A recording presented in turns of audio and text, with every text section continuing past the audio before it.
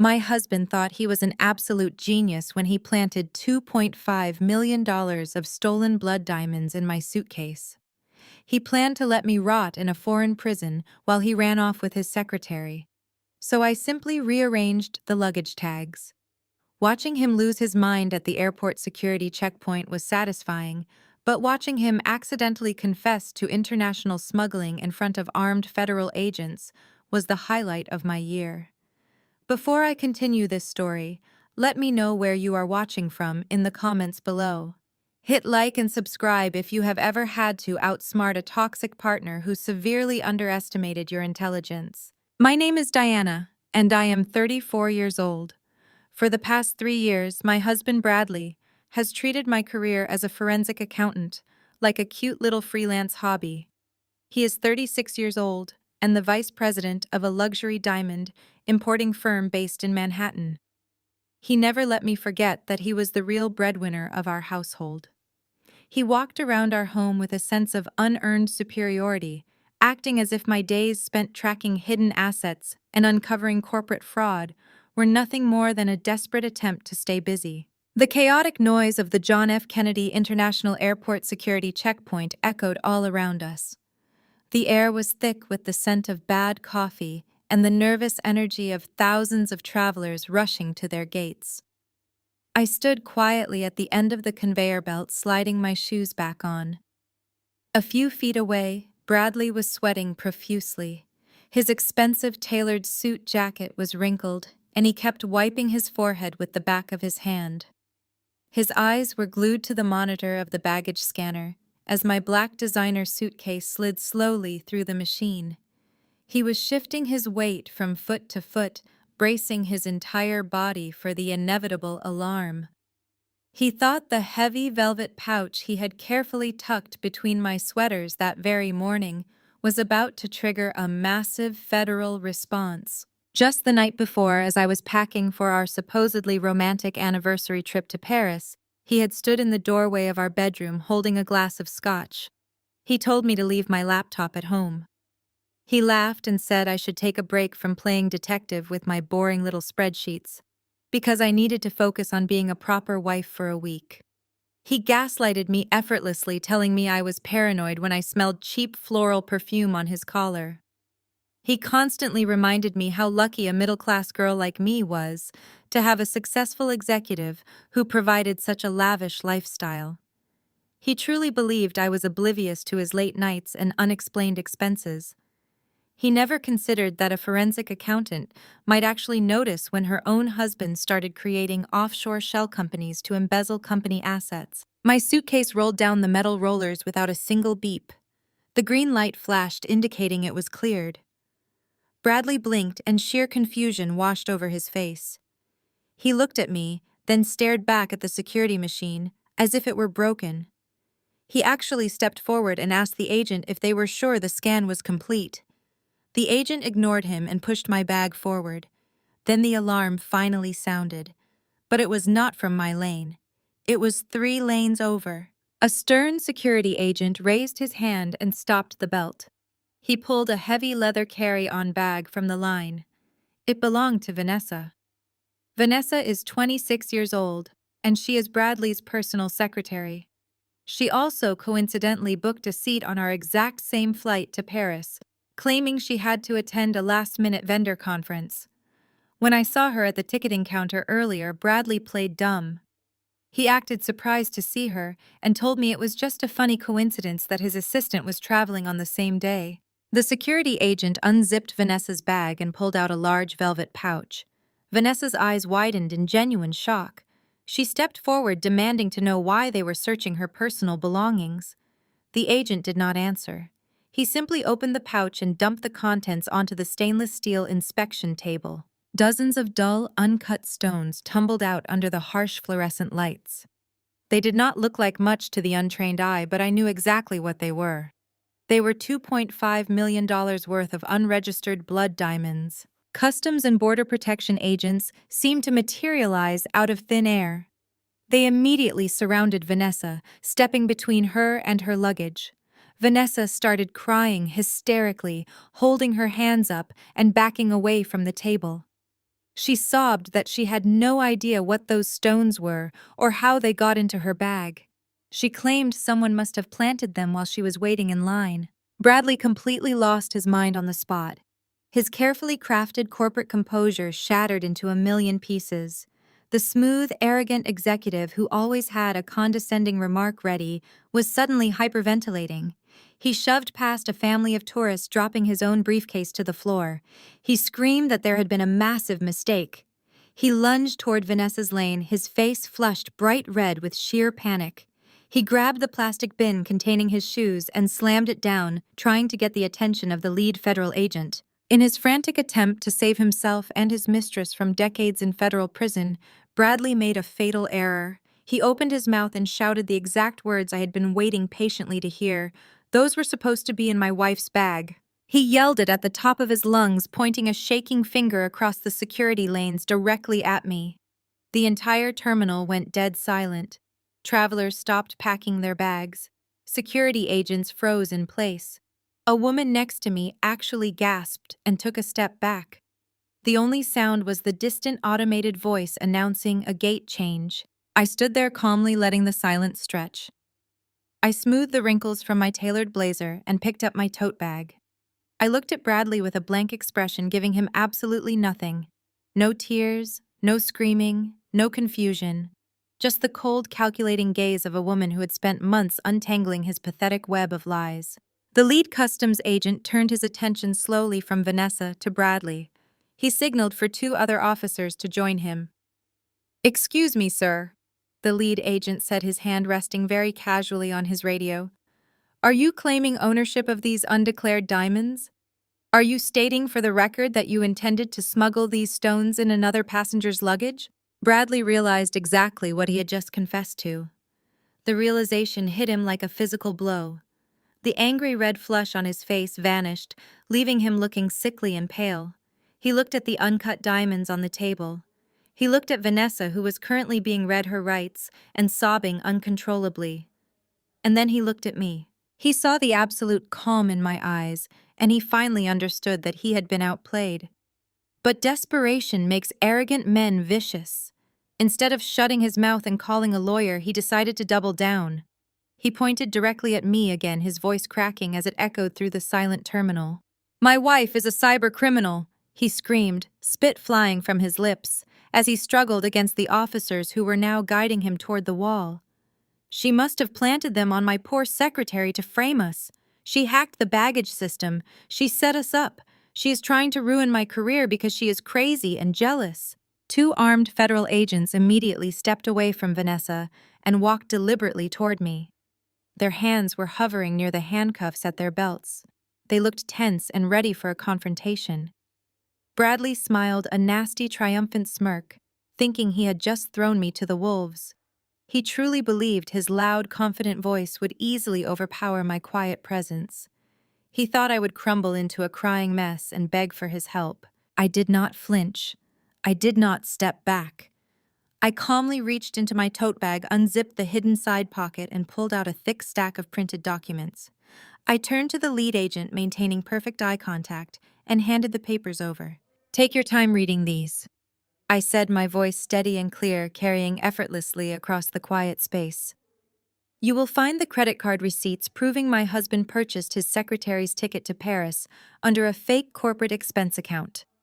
You will also find 30 pages of printed and decrypted messages between the two of them, coordinating the exact time and place to retrieve the diamonds from the company vault. And most importantly, you will find the video stills from our home security system showing him placing that exact velvet pouch into my suitcase at 3 a.m. while I was asleep." The lead agent took the stack of papers, blinking in surprise. He looked down at the highlighted text messages on the very first page and then looked back up at Bradley, whose triumphant smirk had instantly melted into an expression of absolute horror. "I just transferred the pouch to her bag while they were getting coffee before we checked in," I added, casually smoothing my hair. "I suggest you arrest them both before they miss their flight." The harsh fluorescent lights of the airport security office buzzed above my head like a swarm of angry bees. It took exactly 20 minutes for the federal agents to realize they had the wrong woman in custody. I sat in a stiff plastic chair sipping a lukewarm cup of water a sympathetic customs officer had handed me. The thick stack of documents I had pulled from my tote bag sat on the cold metal table between us. The lead detective, a tired-looking man with graying hair and deep lines around his eyes, flipped through the final page of the decrypted messages. He set the paper down and let out a long, heavy breath. I had given them absolutely everything they needed. The credit card statements proving my husband used a ghost corporate account to buy his 26-year-old secretary her first-class ticket to Paris. The security footage from our Manhattan townhouse showing him sneaking into my dressing room at 3 in the morning. The decrypted text messages where Bradley explicitly told Vanessa how to act at the security checkpoint and where they would meet after customs. The detective looked up at me and shook his head in disbelief. He told me I was completely free to go. He said he had never seen such a thoroughly documented case of attempted framing in his entire career. I thanked him politely, but I asked for one small favor before I left to collect my luggage. I asked if I could see my husband. The detective nodded silently and led me down a narrow hallway to a dark observation room. Through the large two-way mirror, I could clearly see Bradley sitting in a concrete interrogation room. He was no longer the polished luxury diamond executive who strutted through life expecting everyone to bow at his feet. He was a sweating, trembling mess. His expensive tailored suit jacket was tossed carelessly on the dirty floor, and his silk tie was hanging loosely around his neck. I stood in the dark observation room, watching the man I had married show his true colors. 2 federal agents were sitting across from him at a metal table. Bradley was talking so fast, he was practically tripping over his own words. He was throwing Vanessa under the bus without a single second of hesitation. He slammed his fist on the table and swore that his young secretary was the ruthless mastermind behind the entire smuggling operation.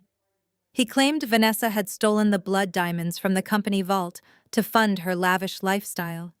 He actually had the nerve to tell the federal agents that Vanessa must have planted the velvet pouch in my bag because she was a deeply jealous woman obsessed with ruining our perfect marriage. It was incredibly pathetic to witness. This was the man who had spent the last 3 years telling me I was incredibly lucky he even looked in my direction. He used to stand in our custom kitchen, adjusting his designer watch, telling me that a middle-class girl like me would be absolutely nothing without his immense wealth and status. He systematically tried to isolate me from my friends, constantly convincing me they were just jealous of my comfortable life and did not want to see me succeed.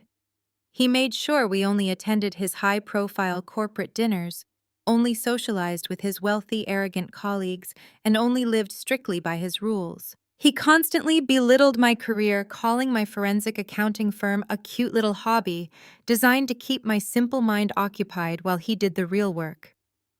He honestly thought I was just a naive trophy wife who spent her days shopping online and waiting dutifully for him to come home from the office. He never realized that while he was busy treating me like an uneducated prop, I was busy analyzing every single financial discrepancy in his life. I had spent my weekends quietly tracking his hidden offshore shell companies and untangling his messy corporate embezzlement schemes. The detective standing next to me in the observation room asked if I had seen enough. I turned to him and told him I wanted to say goodbye. The detective opened the heavy metal door to the interrogation room and let me step into the doorway. Bradley stopped talking the very second he heard the door open.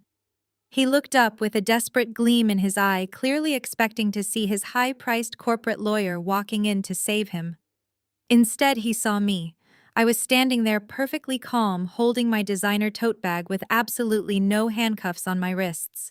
The sheer confusion on his face was deeply satisfying. He looked at my empty hands, then up at the federal agents, demanding to know why I was not locked in a holding cell. He yelled that I was the true criminal, that I was the one who packed the bags, and that they were letting a mastermind walk free. The lead agent simply told him to quiet down and remain seated. He informed Bradley that I had provided indisputable evidence of his guilt, including home security footage, and that I was completely cleared of all charges. Bradley stood up so fast his metal chair scraped loudly against the concrete floor. The agents immediately placed their hands on their utility belts, ordering him to sit back down. He ignored their commands completely. He pointed a shaking, furious finger at me, his face twisted in pure, unadulterated rage. He told me I was making the biggest mistake of my entire life. He promised he would dedicate his every waking moment to destroying me. He screamed that I was a nobody from a mediocre low-class family, and that he had rescued me from a pathetic life of clipping coupons and budget vacations. He told me his powerful lawyers would drag me through civil and criminal court for decades until I was entirely homeless, bankrupt, and begging on the streets. He shouted that a successful executive like him would never be taken down by a freelance accountant who barely understood how the real world worked. I just smiled at him. I let him scream and rant until his voice grew hoarse and breathless. I stepped fully into the interrogation room and looked him directly in his panic-stricken eyes. I told him his lawyers were going to be very busy defending him against federal smuggling charges, corporate embezzlement, and international wire fraud. I reminded him that my cute little freelance hobby had given me the exact professional skills needed to track every single illegal transfer he had made over the past 36 months. I told him I knew exactly how he planned to leave me rotting in a Parisian jail cell while he funneled his company's stolen diamond inventory through Vanessa to start a brand new wealthy life in Dubai. Bradley stared at me, his mouth opening and closing silently like a suffocating fish. The arrogant, untouchable executive facade was completely shattered. He realized in that specific moment that I knew absolutely everything. He realized the quiet woman he had spent years talking down to had just handed him a one-way ticket to a federal penitentiary. I turned around and walked out of the room, leaving him to deal with the devastating ruins of his own choices. I walked back down the sterile precinct hallway toward the main lobby. My confiscated suitcase was waiting for me at the front reception desk. The adrenaline that had carried me through the airport security checkpoint was slowly fading away, replaced by a cold, sharp, and intense focus. I knew I still had plenty of work to do today. Bradley was only one part of the toxic equation. His enablers were an entirely different breed of awful, and I knew they would be coming for me the second they heard the news. Just as I reached for the retractable handle of my black suitcase, the heavy glass doors of the airport precinct swung open violently. Two people marched into the lobby, bringing an immediate air of chaotic entitlement and manufactured outrage with them. It was Bradley's parents. Beatrice and Richard had arrived to save their golden child. Beatrice was clutching her expensive crocodile skin purse like a weapon ready to strike. She was wearing a pristine white cashmere coat, her heavily Botoxed face tight with absolute fury. Richard walked right behind her, already holding his phone, and loudly shouting at the desk sergeant about calling the police commissioner to get his innocent son released. They were incredibly wealthy, deeply arrogant, and entirely convinced that the rules of the world did not apply to their family name. They had spent the entirety of my marriage treating me like an unfortunate charity case their brilliant son had taken pity on. At family holiday dinners, Beatrice would constantly order me to fetch drinks for her country club friends, introducing me simply as Bradley's little wife, while intentionally omitting my name and career. She loved to loudly mention how she wished Bradley had married someone with a proper pedigree instead of a girl who had to take out student loans. Beatrice locked her furious eyes with me from directly across the busy lobby. She did not bother to ask the desk sergeant what had happened. She did not ask the federal officers why her son had been detained at customs. She did not even pause for a single second to assess the legal situation around her. She simply marched straight toward me, her expensive designer heels clicking loudly and aggressively against the polished tile floor. She closed the distance between us before I could even say a single word of greeting or warning, without asking a single question about the diamonds, the secretary, or the arrest. Beatrice raised her hand high in the air and slapped me incredibly hard across the face. The sharp sting of the slap echoed loudly through the sterile airport precinct lobby. My head snapped to the side, my cheek burning instantly from the force of Beatrice and her heavy diamond-encrusted rings striking my skin. The desk sergeant immediately stood up from behind his bulletproof glass window, reaching quickly for his radio. I raised my hand slowly, keeping my palm facing the officer, silently telling him to stop. I did not want Beatrice arrested for assault right now. Not yet. I wanted to hear exactly what she had come here to say. I turned my head back slowly and looked at my mother-in-law. Beatrice was panting heavily, her chest heaving under her pristine white cashmere coat. Her eyes were wide with a manic, unhinged energy that she usually kept perfectly hidden behind her country club smile. Richard stood right behind her, his arms crossed over his tailored, expensive suit. He was looking at me with the exact same expression of utter disgust he had worn since the day Bradley first brought me home to their massive Connecticut estate. "You are a jealous, barren failure," Beatrice screeched, her voice shrill enough to make the remaining travelers in the lobby turn and stare in our direction. "You deliberately framed my perfect, successful son because you could never give him a child. You planted those stones because you are bitter that he is moving on to someone younger, someone who can actually build our family legacy." I stood perfectly still, tasting a faint metallic hint of copper on the inside of my cheek. The sheer delusion of her statement was almost breathtaking to witness. Her perfect, successful son had just been caught trying to smuggle $2.5 million in blood diamonds onto an international flight with his 26-year-old mistress. There was literally security video footage of him doing it. Yet in Beatrice's twisted, enabling reality, Bradley was a flawless victim, and I was the wicked villain who had somehow orchestrated his downfall out of pure spite. "You always were a sneaky, low-class manipulator," Beatrice continued, stepping closer so I could smell the heavy scent of her cloying designer perfume. "I told Bradley from the very beginning that marrying a girl who had to work for a living was a terrible mistake. I told him you would try to drag him down to your mediocre level. Look at you right now. You could not even handle being a decent wife to a powerful man, so you had to resort to cheap criminal tricks to keep him." Now Richard stepped forward, putting a heavy hand on his wife's shoulder. He looked down at me, puffing out his chest to look as intimidating as possible. He did not ask what had happened at the security checkpoint. He did not ask why his son was currently locked in a federal interrogation room down the hall. He just immediately went on the aggressive offensive. "You listen to me very carefully, Diana," Richard growled, pointing a thick finger just an inch from my nose. "You are going to walk right back into that security office and tell the authorities that you made a massive mistake. You are going to confess that you packed those bags and that Bradley had absolutely no idea what was inside them. If you do not do exactly as I say right this second, I am going to unleash my entire legal team on you." I stared at him, my expression completely blank and unmoved. "Did you hear me?" Richard barked, his face turning an angry shade of dark red. "I will bury you in so many civil lawsuits you will not be able to afford a cardboard box to sleep in. I have lawyers on retainer who cost more per hour than you make in an entire year with your pathetic little accounting business. We will tie you up in endless litigation until you are entirely bankrupt. We will destroy your professional reputation permanently. We will make sure you never work in the financial sector again. You are messing with the wrong family." It was truly fascinating to watch them operate in real time. They were completely ignoring the fact that Bradley was caught red-handed with Vanessa. They did not care about the mistress. They did not care about the stolen diamonds. They only cared about protecting the family name and destroying anyone who dared to threaten their polished reputation. They had spent Bradley's entire life enabling his terrible behavior, buying his way out of trouble, and crushing anyone who held him accountable for his actions. They honestly thought they could do the exact same thing to me. I took a slow, deep breath, letting the sharp sting on my cheek ground me in the present moment.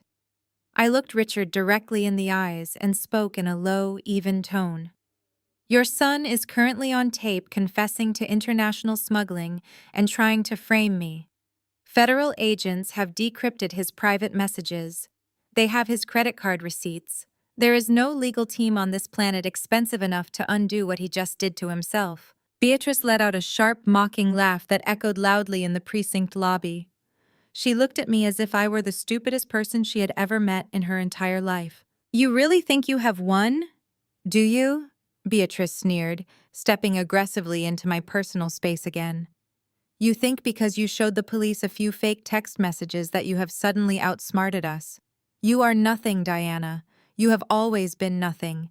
And by the time the sun sets today, you are going to have absolutely nothing left to your name. She reached into her oversized designer purse, digging past her expensive cosmetics and gold-plated compacts. She pulled out a thick, folded legal document. It had a bright blue notary stamp on the front page. She held it up right in front of my face, shaking it slightly so the heavy paper rustled aggressively. "Do you know what this is?"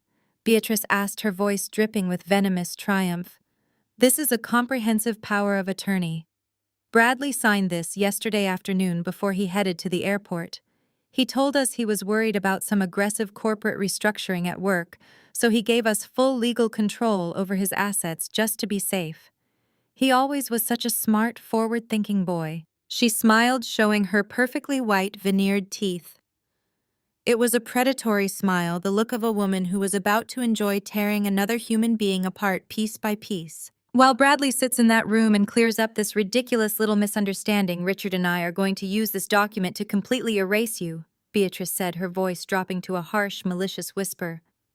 "We are seizing the Manhattan townhouse immediately. We are freezing every single joint bank account you share with our son. We are canceling the credit cards. We are taking the cars. We are taking the furniture. We are taking every single thing you think belongs to you." Richard nodded firmly in agreement, crossing his arms tightly over his broad chest.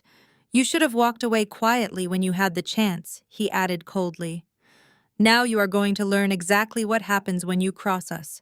You are homeless, Diana." Beatrice leaned in even closer, her eyes gleaming with absolute hatred. "You have exactly 1 hour to get your pathetic cheap clothes out of my son's beautiful house before I arrive with a locksmith to throw you out on the street. I suggest you call a local shelter because you are not getting a single dime from our family ever again." The air in the lobby felt heavy and tight. The desk sergeant behind the glass had stopped typing on his keyboard, clearly listening to the vicious threats being hurled at me. Beatrice and Richard stood tall and proud, waiting for me to break. They expected immediate tears. They expected me to drop to my knees and beg for mercy. They expected me to apologize for daring to hold their precious son accountable for his own federal crimes. I reached up with my right hand and slowly wiped my burning cheek where Beatrice had struck me. I looked at the power of attorney document she was clutching so proudly in her manicured hand.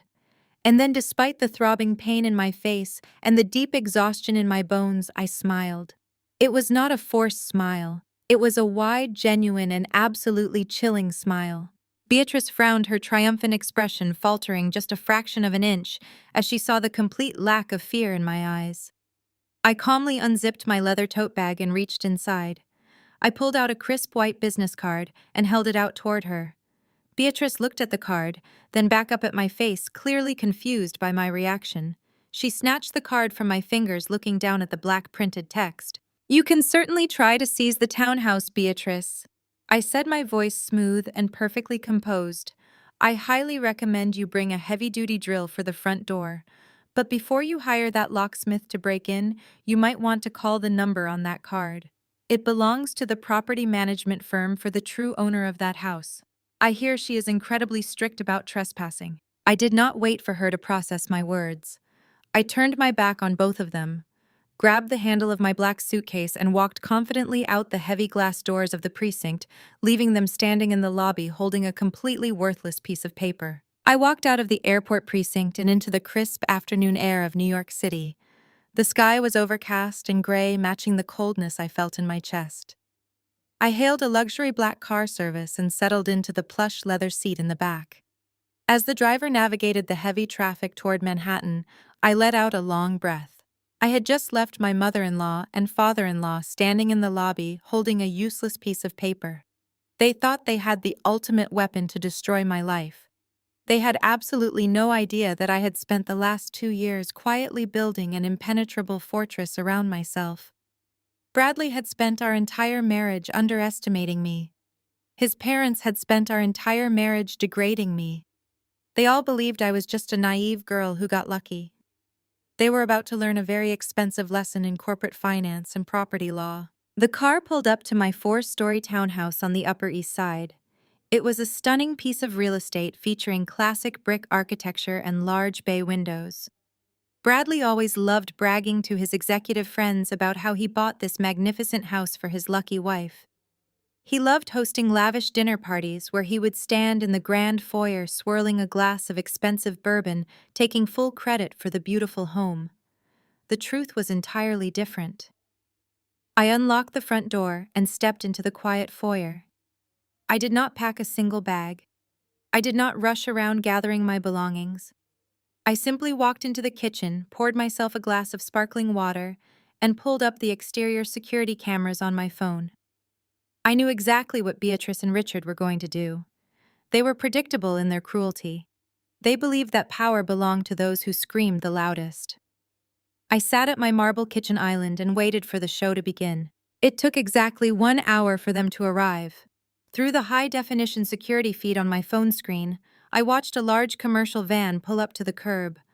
A burly locksmith in heavy work clothes stepped out, holding a massive drill and a tool bag. A moment later, a sleek silver town car parked illegally right behind the van.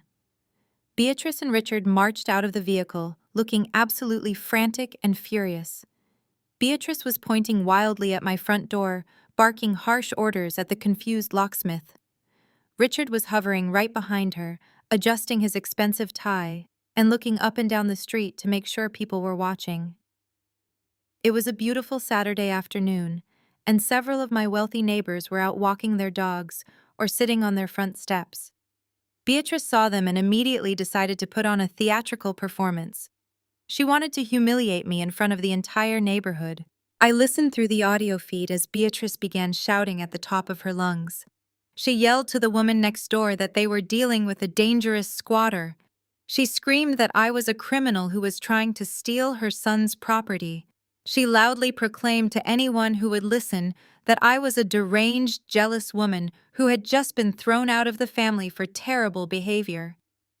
The neighbors watched in uncomfortable silence.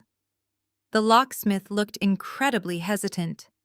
He asked Richard for proof of ownership before he started destroying an expensive custom door. Beatrice aggressively shoved the power of attorney document directly into the poor man's chest. She demanded he start drilling immediately, or she would have his company shut down by the end of the day. The intimidated locksmith sighed heavily, put on his safety glasses, and raised the heavy-duty drill to my front door. The loud grinding noise of the drill biting into the metal lock echoed through the quiet street. I finished my glass of water, stood up, and casually walked toward the entryway. I did not run or panic. I simply pressed a specific contact on my phone and hit the call button. I had spoken to the local precinct commander earlier that week regarding a potential security threat at my address. 2 patrol cars were already stationed just around the corner, waiting for my signal. I told the dispatcher that 2 individuals were currently attempting to break down my front door. Then I put my phone in my pocket, reached out, and pulled the door open from the inside before the locksmith could completely destroy the deadbolt. The locksmith stumbled forward slightly as the door swung open, dropping his drill in surprise. Beatrice and Richard stood on my front steps, their faces contorted with rage. Beatrice immediately tried to push her way past me into the foyer. I planted my feet firmly and blocked her path. She raised the power of attorney document and shoved it toward my face. She screamed that I had 5 minutes to gather my cheap trash and get out of her son's house.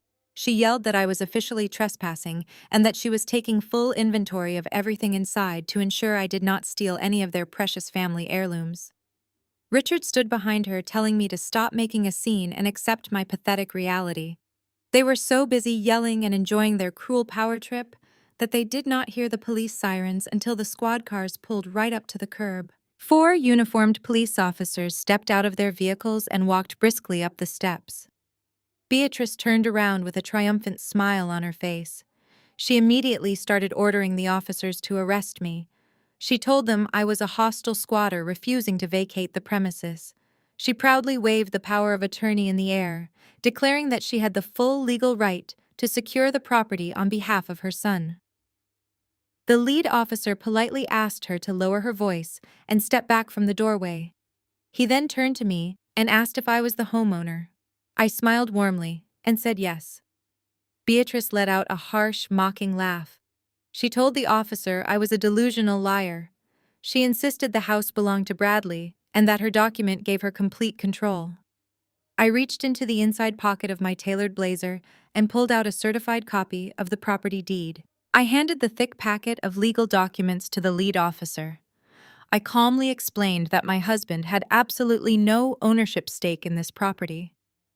I watched the confident smirk slowly slide off Beatrice's face as the officer reviewed the official paperwork. I explained the situation loudly and clearly so that Richard, Beatrice, and all the watching neighbors could hear every single word. 2 years ago, Bradley found himself facing a minor but highly stressful tax audit regarding some questionable corporate expenses. He was terrified of the government looking too closely at his assets. Because he always believed I was just a naive girl who did not understand high finance, he never bothered to ask questions when I offered him a convenient solution. I told him I could shield the house from the audit by transferring the equity into a blind holding company. He was so arrogant and so eager to hide his wealth that he blindly signed the massive stack of transfer documents I placed on his desk. What Bradley failed to read was the fine print.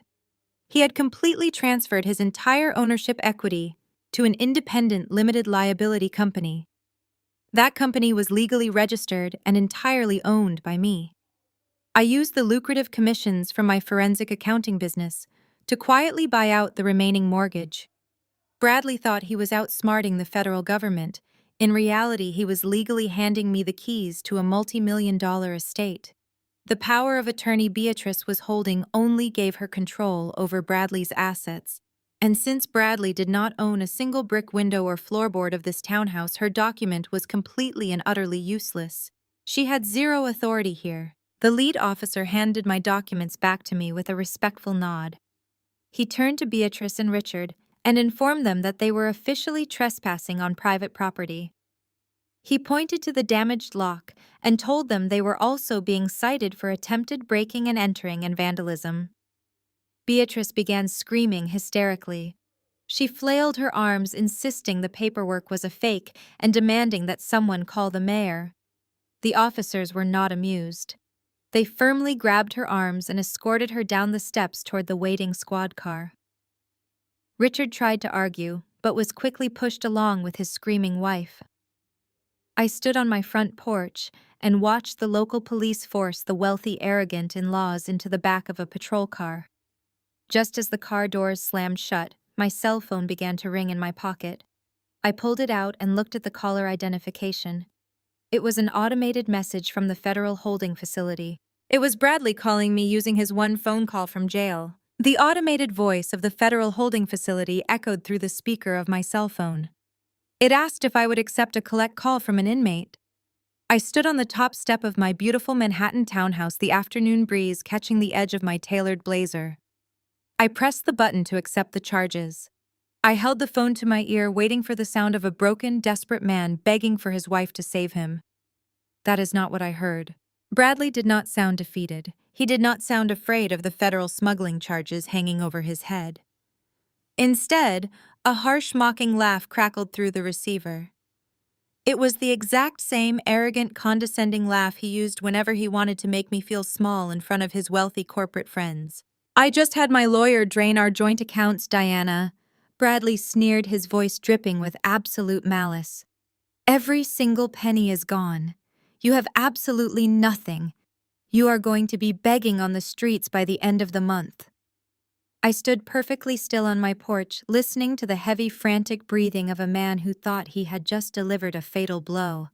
He honestly believed he had just destroyed my entire life with a single phone call. "Did you really think you could outsmart me?"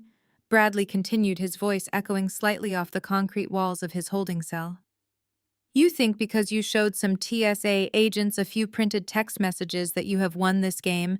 I am a vice president of a global diamond importing firm. I deal with millions of dollars before you even wake up to play with your little accounting spreadsheets. My lawyer was on the phone the second they put me in this cell. He executed an emergency wire transfer. The money is gone, Diana. It is completely untraceable." He was practically hyperventilating with his own perceived brilliance.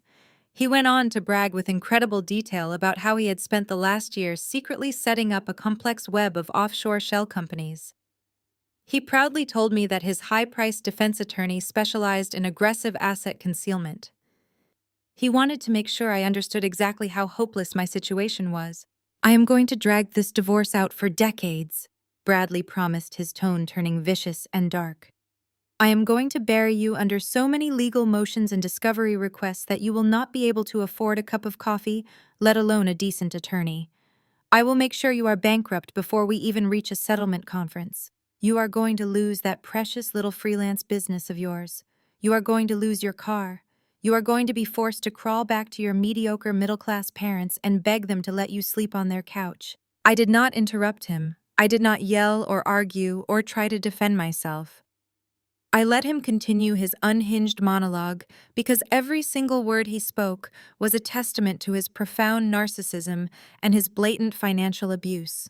"You should have known your place, Diana." Bradley spat through the phone, pulling my attention back to the present moment. "You should have just been a good, quiet wife, but you had to overstep. Now my money and your money are sitting in a bank account in the Cayman Islands. No federal judge and certainly no freelance accountant will ever be able to touch it. I am going to post bail, I am going to beat these ridiculous smuggling charges, and I am going to move to Dubai. And you are going to be left with absolutely nothing but the clothes on your back." He let out another harsh, triumphant laugh, waiting for my reaction. He was waiting for the sound of my sobs. He was waiting for me to panic, to plead with him, to beg him to leave me just enough money to pay for groceries and basic utilities. He wanted to hear the devastation in my voice. I pulled the phone slightly away from my ear. I kept my face perfectly neutral as I tapped the screen of my device and opened my secure mobile banking application. The facial recognition software scanned my features, and the dashboard loaded instantly. I navigated to the specific joint account Bradley had just been talking about. The account where he believed he had trapped all of my hard-earned money alongside his own corporate bonuses. The screen refreshed, displaying the current financial data in stark black and white text. The balance was exactly $0.00. A massive multi-million-dollar sum of money had indeed been completely wiped out. The account had been entirely drained, just as his lawyer had been instructed to do. Bradley had executed his vicious financial strike perfectly. I stared at the zero balance on my screen. I thought about all the years I had endured his condescending lectures about my financial ignorance.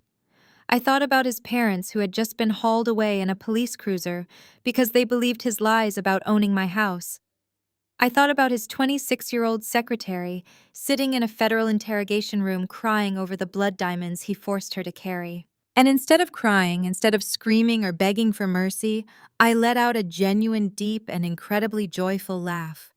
It was a laugh that came straight from the bottom of my chest. It was bright and melodic and completely devoid of any fear or panic. My laughter echoed across the quiet, tree-lined street of my Upper East Side neighborhood. Bradley stopped breathing on the other end of the line. The heavy silence from his holding cell was palpable. My genuine amusement had completely derailed his twisted power trip. He did not understand why the woman he had just financially ruined was laughing like she had just heard the funniest joke in the world. "What is wrong with you?" Bradley demanded, his voice dropping its arrogant tone and taking on a sharp edge of sudden uncertainty. "Are you in shock? Did you not hear a single word I just said? I took everything, Diana. You are completely broke." I took a slow, calming breath, letting my laughter subside into a sharp, victorious smile. I lifted the phone back to my ear, making sure my voice was crystal clear and perfectly steady. I wanted him to hear every single syllable of my response. "Oh, I heard you perfectly, Bradley," I said, my tone dripping with a dangerous, icy sweetness. "I see the balance right now. You really did drain the entire account. You moved incredibly fast. I have to admit, I am almost impressed by your lawyer's absolute efficiency." "Then why are you laughing?" He snapped, his panic starting to bleed through the phone line. "You have nothing." I leaned against the sturdy brick frame of my beautiful, legally owned townhouse. I looked up at the gray sky and smiled. "I am laughing because you always underestimated my cute little freelance hobby. I replied softly. Bradley did your highly paid aggressive defense lawyer check exactly which account he just drained.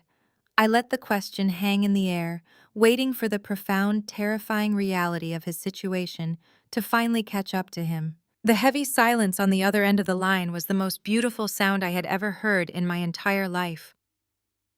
I could hear the faint, muffled noises of the federal holding facility in the background, a guard shouting something down a hallway, and the metallic clang of a heavy door shutting. But from Bradley, there was absolutely nothing.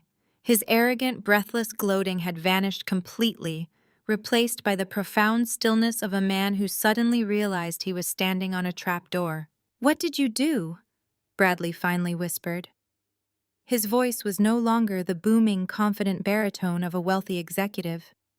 It sounded thin, fragile, and utterly terrified. I stayed leaning against the brick facade of my townhouse, watching a few stray autumn leaves blow across the sidewalk.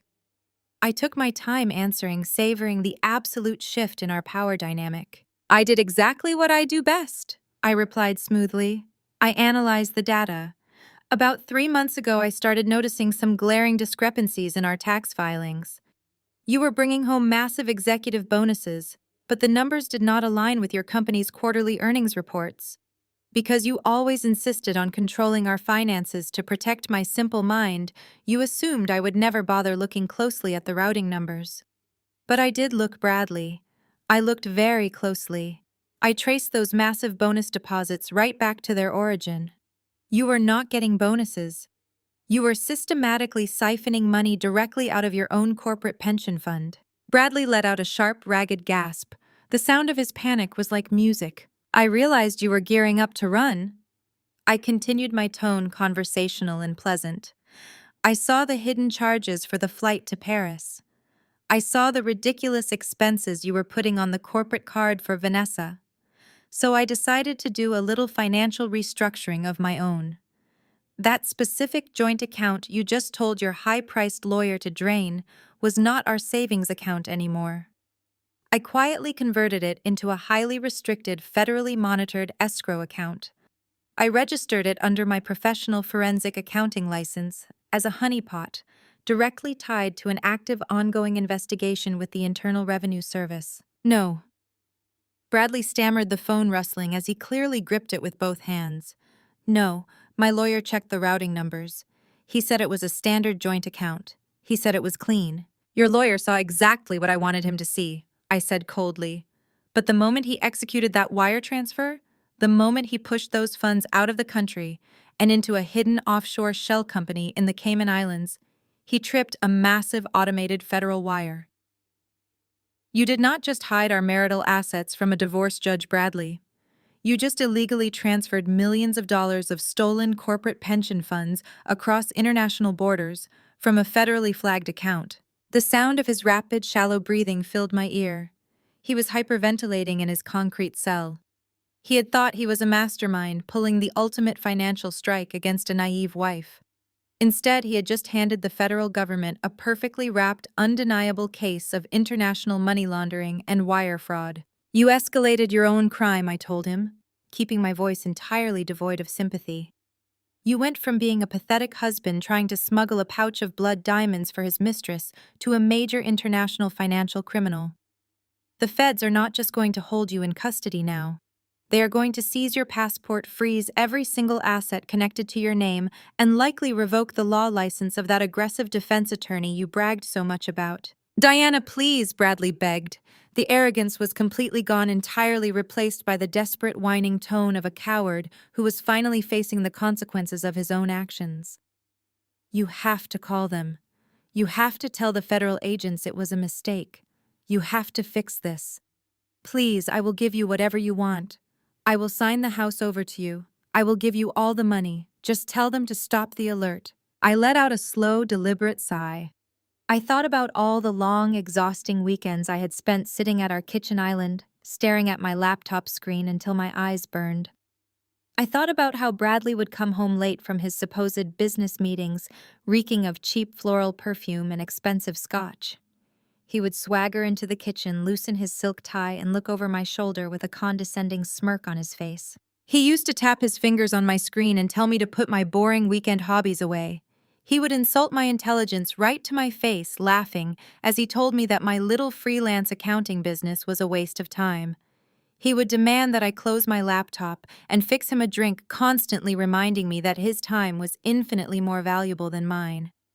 He had absolutely no idea that while he was busy mocking my career, I was carefully compiling a massive, undeniable dossier of evidence designed to lock him away for the rest of his natural life. "I cannot fix an automated federal wire fraud alert, Bradley," I said, my voice dropping to a harsh, unforgiving chill. "And even if I could, I would not lift a single finger to help you. You spent 3 years treating me like an uneducated servant. You paraded your 26-year-old mistress right in front of my face and told me I was crazy for being suspicious. You tried to frame me for international diamond smuggling so you could leave me to rot in a foreign prison. You did this to yourself. Enjoy your new life." I did not wait for him to respond. I pulled the phone away from my ear and pressed the red button to end the call. The silence that followed was heavy and incredibly peaceful. I turned around and walked through the grand foyer of my beautiful townhouse. The destroyed front lock was a minor inconvenience, something my property manager would fix before the sun went down. Right now I had much more important things to attend to. I walked up the sweeping hardwood staircase and headed straight for the master suite. The large, airy room was perfectly quiet. I walked past the massive king-sized bed and stepped into my expansive walk-in closet. I moved past the section of the closet holding the soft pastel dresses and conservative skirts Bradley had always demanded I wear to his stuffy corporate dinners. He always wanted me to look soft, compliant, and unassuming. He wanted me to be a pretty quiet accessory on his arm. Those days were officially over. I reached into the very back of the closet and pulled out a razor-sharp, dark charcoal tailored suit. It was a powerful, uncompromising outfit that fit me perfectly. I slipped it on, feeling the high-quality fabric settle over my shoulders like a suit of armor. I fastened the buttons of my crisp white blouse and stepped into a pair of sensible, powerful black heels. I pulled my hair back into a sleek, professional style and applied a single coat of bold red lipstick. I looked at my reflection in the full-length mirror. The woman looking back at me was not a victim. She was not a weeping, discarded wife begging for her husband's attention. She was a brilliant, highly skilled forensic accountant who had just successfully outmaneuvered a vicious corporate criminal. I looked exactly like the apex predator Bradley never realized he was living with. I walked out of the closet and grabbed my heavy, dark brown leather briefcase from the corner of the room. It was the exact briefcase Bradley always complained about, the one he said made me look too masculine and overly serious. I popped the brass clasps and opened it, making sure my weapons were securely inside. 3 massive, meticulously tabbed financial binders sat perfectly aligned in the leather compartments. They contained every single bank statement, every decrypted email, every offshore routing number, and every piece of photographic evidence I had gathered over the past few months. It was the complete, undeniable breakdown of Bradley's massive corporate embezzlement scheme. I snapped the briefcase shut and picked it up by the sturdy handle. The weight of it felt incredibly satisfying in my hand. I pulled out my phone and opened a ride-sharing application. I ordered a premium black car service, upgrading to the highest luxury tier available. I typed in the destination address with swift, confident fingers. I was not heading to the police station. I was not heading to a divorce lawyer's office. I was heading directly to the towering glass and steel skyscraper in the financial district. I was going to the prestigious luxury diamond importing firm where Bradley worked. It was time to pay a personal visit to his executive colleagues and the board of directors. They had enabled his arrogant behavior for years, and they needed to see exactly what their star vice president had been doing with their corporate pension funds. The notification on my phone chimed, letting me know my luxury car had arrived at the curb. I walked back downstairs, stepping carefully over the wood shavings left from the locksmith's drill. I pushed the heavy front door open and walked out into the cool afternoon air. I climbed into the back of the waiting black car and instructed the driver to head downtown. I watched the city streets blur past my window, feeling a deep, profound sense of calm settle over my entire body. The first half of my operation had been executed flawlessly. It was time to deliver the final crushing blow. The ride downtown was incredibly smooth and quiet. I watched the towering historic skyscrapers of the financial district slowly swallow the bright afternoon sun as my driver pulled up to the sleek, towering glass headquarters of Vanguard Diamond Imports. I stepped out of the luxury black car, taking a moment to smooth the lapels of my dark charcoal suit. I gripped the thick handle of my heavy leather briefcase, feeling the solid weight of the irrefutable evidence inside. I pushed my way through the heavy revolving doors and stepped directly into the massive marble-floored lobby. The building was an absolute monument to corporate excess and greed, designed specifically to intimidate anyone who dared to walk through its pristine front doors. But I was not intimidated in the slightest. I knew exactly how fragile the financial foundation of this company really was. As I walked purposefully toward the private bank of executive elevators, a loud, obnoxious, and entirely recognizable laugh echoed across the vast lobby. It belonged to Carter, the senior director of acquisitions, and one of Bradley's most loyal sycophantic disciples. Carter and his right-hand man Bryce were essentially Bradley's corporate lapdogs. They were the absolute epitome of toxic finance bro culture. They were men who spent significantly more time drinking incredibly expensive scotch, sexually harassing junior employees, and playing golf on company time than actually reviewing their quarterly profit margins. They saw me approaching the security desk and immediately stepped directly into my path, crossing their arms and completely blocking my access to the elevators. Carter leaned back on his expensive Italian leather shoes.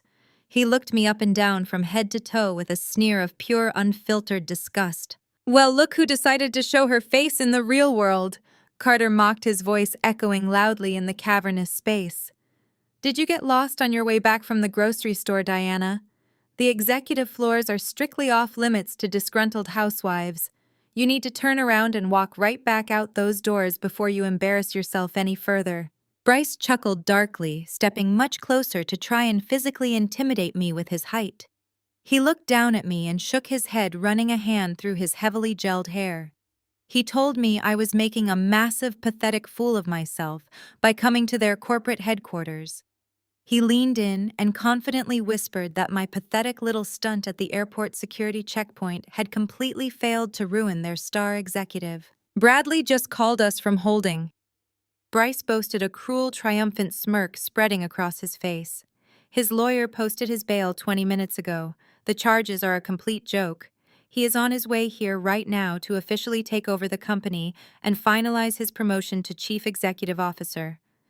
He also specifically mentioned he is going to personally have our security team throw you physically out of this building, right before he serves you with aggressive divorce papers.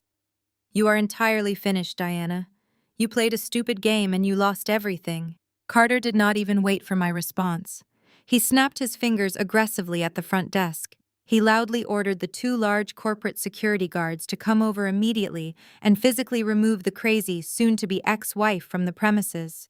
He pointed at me and told the guards I was a hostile trespasser and a severe security threat who needed to be manhandled out the front doors.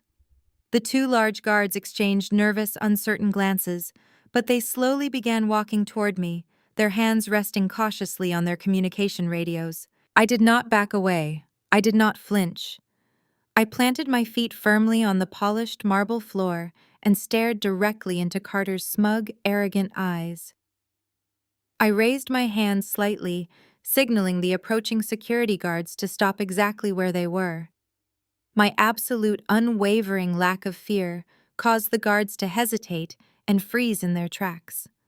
I looked back at Carter and Bryce. I let out a sharp, genuine laugh that immediately wiped the arrogant smirks right off their faces.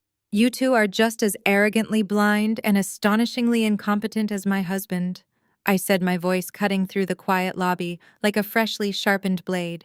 "You stand here bragging about Bradley becoming the new chief executive officer, completely oblivious to the fact that your entire department has been bleeding massive amounts of capital for 36 consecutive months." Carter scowled heavily, his face flushing red. He told me to shut my mouth and stop pretending I understood anything about high-level corporate finance. He loudly stated that my little freelance accounting business did not qualify me to speak to senior executives about global profit margins. I stepped right into his personal space, forcing him to look down at my unwavering gaze.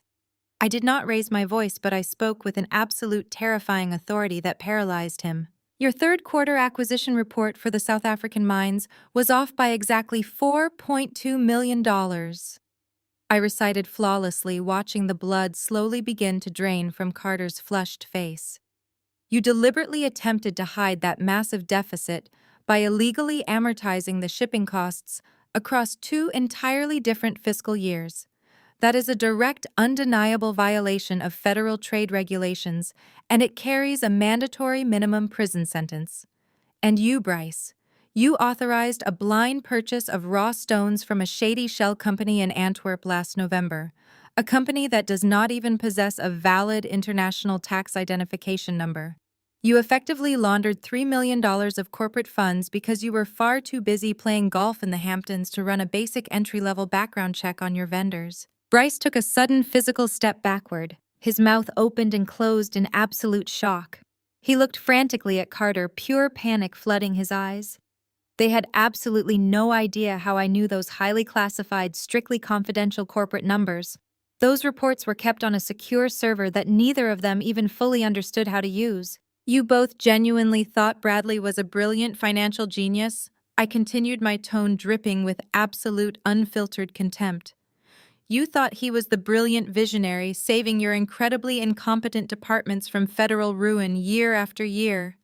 You had absolutely no idea that for the past 3 years, Bradley brought your disastrous, error-filled financial reports home to me every single weekend. He sat on our expensive couch, drinking bourbon, and complaining endlessly about his useless, lazy directors, while I spent my weekends secretly fixing your catastrophic mistakes. I ran the complex numbers. I built the international projection models. I created the entire global financial strategy that Bradley confidently presented to the board of directors as his own sheer brilliance. Bradley is a complete and utter fraud, and you two are nothing but massive corporate liabilities waiting to be indicted. Carter and Bryce stood completely frozen in the middle of the grand lobby. The surrounding employees, receptionists, and security guards were staring at them in stunned, breathless silence. The two arrogant directors were completely paralyzed by the sheer volume of highly classified data I had just casually dropped in front of a massive audience. Carter swallowed hard, a thick bead of sweat rolling down the side of his face, as he desperately tried to regain his composure. He pointed a shaking, terrified finger at me and yelled frantically at the security guards to grab me immediately. He screamed that I was actively committing corporate espionage and needed to be detained for the police. Before the guards could even take a single reluctant step forward, a soft, melodic chime echoed across the marble walls. The heavy brass doors of the private executive-only elevator slid open smoothly. A tall, highly distinguished man with perfectly groomed silver hair and an impeccably tailored navy suit stepped out into the lobby. It was Mr. Harrington, the current chief executive officer of Vanguard Diamond Imports. He was a powerful man who demanded absolute respect, known throughout the industry for his ruthless business acumen, strict ethical codes, and no-nonsense demeanor. Carter and Bryce immediately snapped to attention. Their blind panic instantly morphed into pathetic, groveling desperation. Carter rushed forward aggressively, pointing his finger back at me. He loudly and frantically apologized to Mr. Harrington for the unfortunate disturbance in the lobby. He swore that the security team was just about to physically remove the unstable trespassing woman from the building.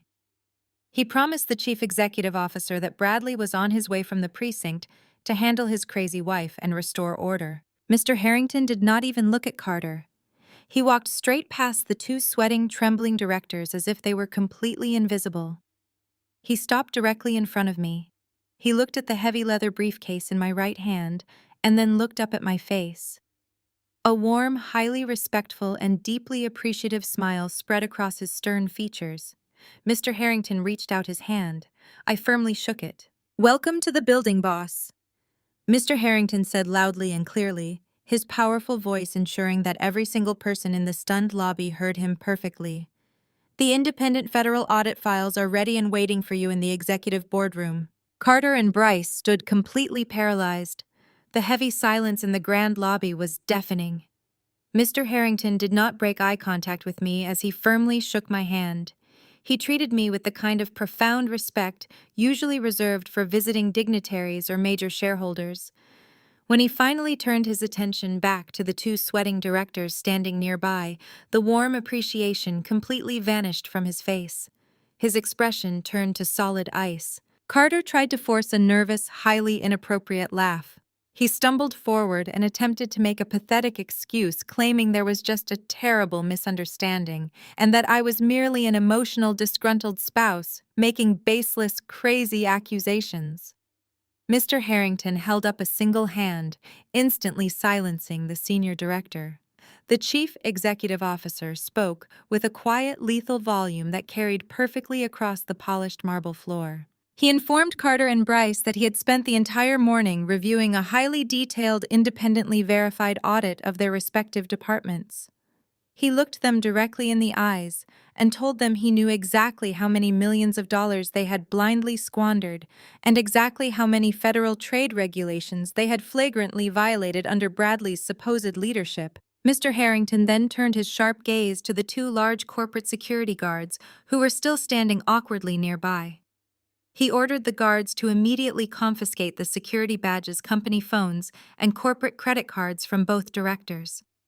He loudly announced that Carter and Bryce were officially terminated on the spot for gross incompetence, severe financial negligence, and a complete failure of fiduciary duty.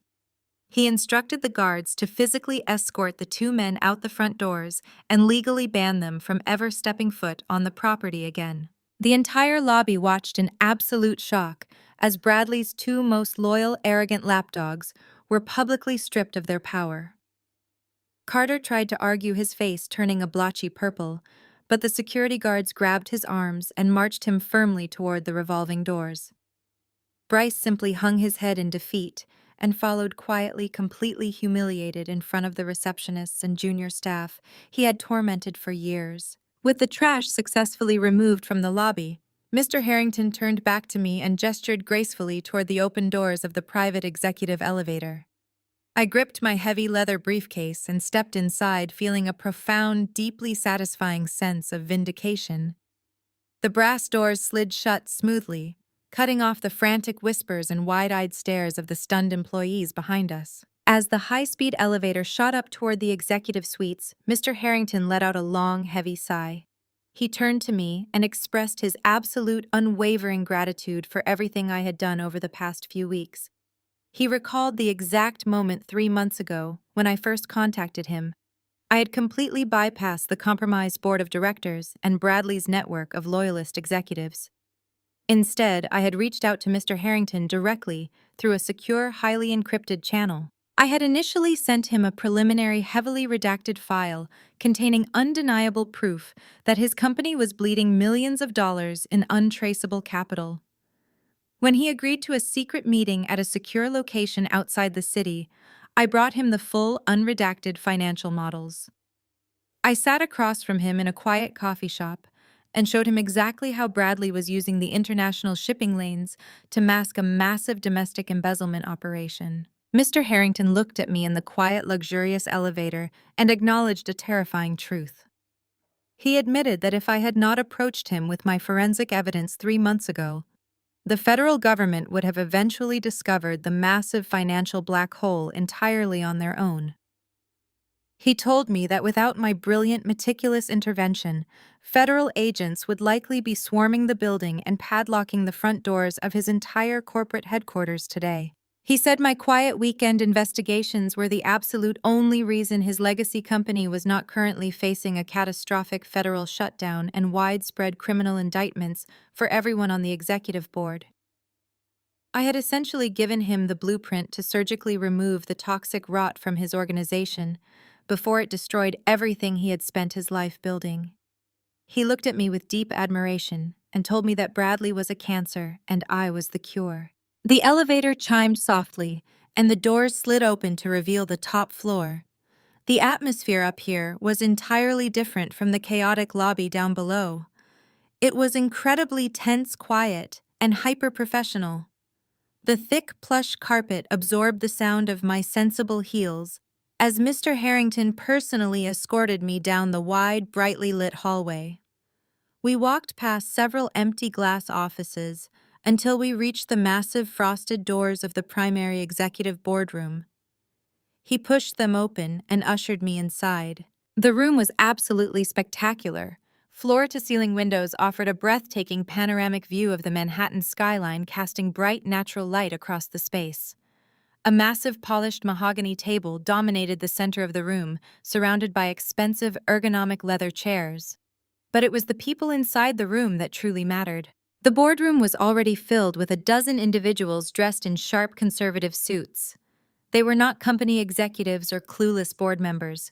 They were independent federal auditors, senior compliance officers, and specialized financial investigators from the government. They all stopped their quiet conversations and turned to look at me as I walked into the room. There was no mockery or condescension in their eyes. There was only deep professional respect. They knew exactly who I was, and they knew exactly what I had done to build this airtight case. They knew the caliber of my forensic accounting skills.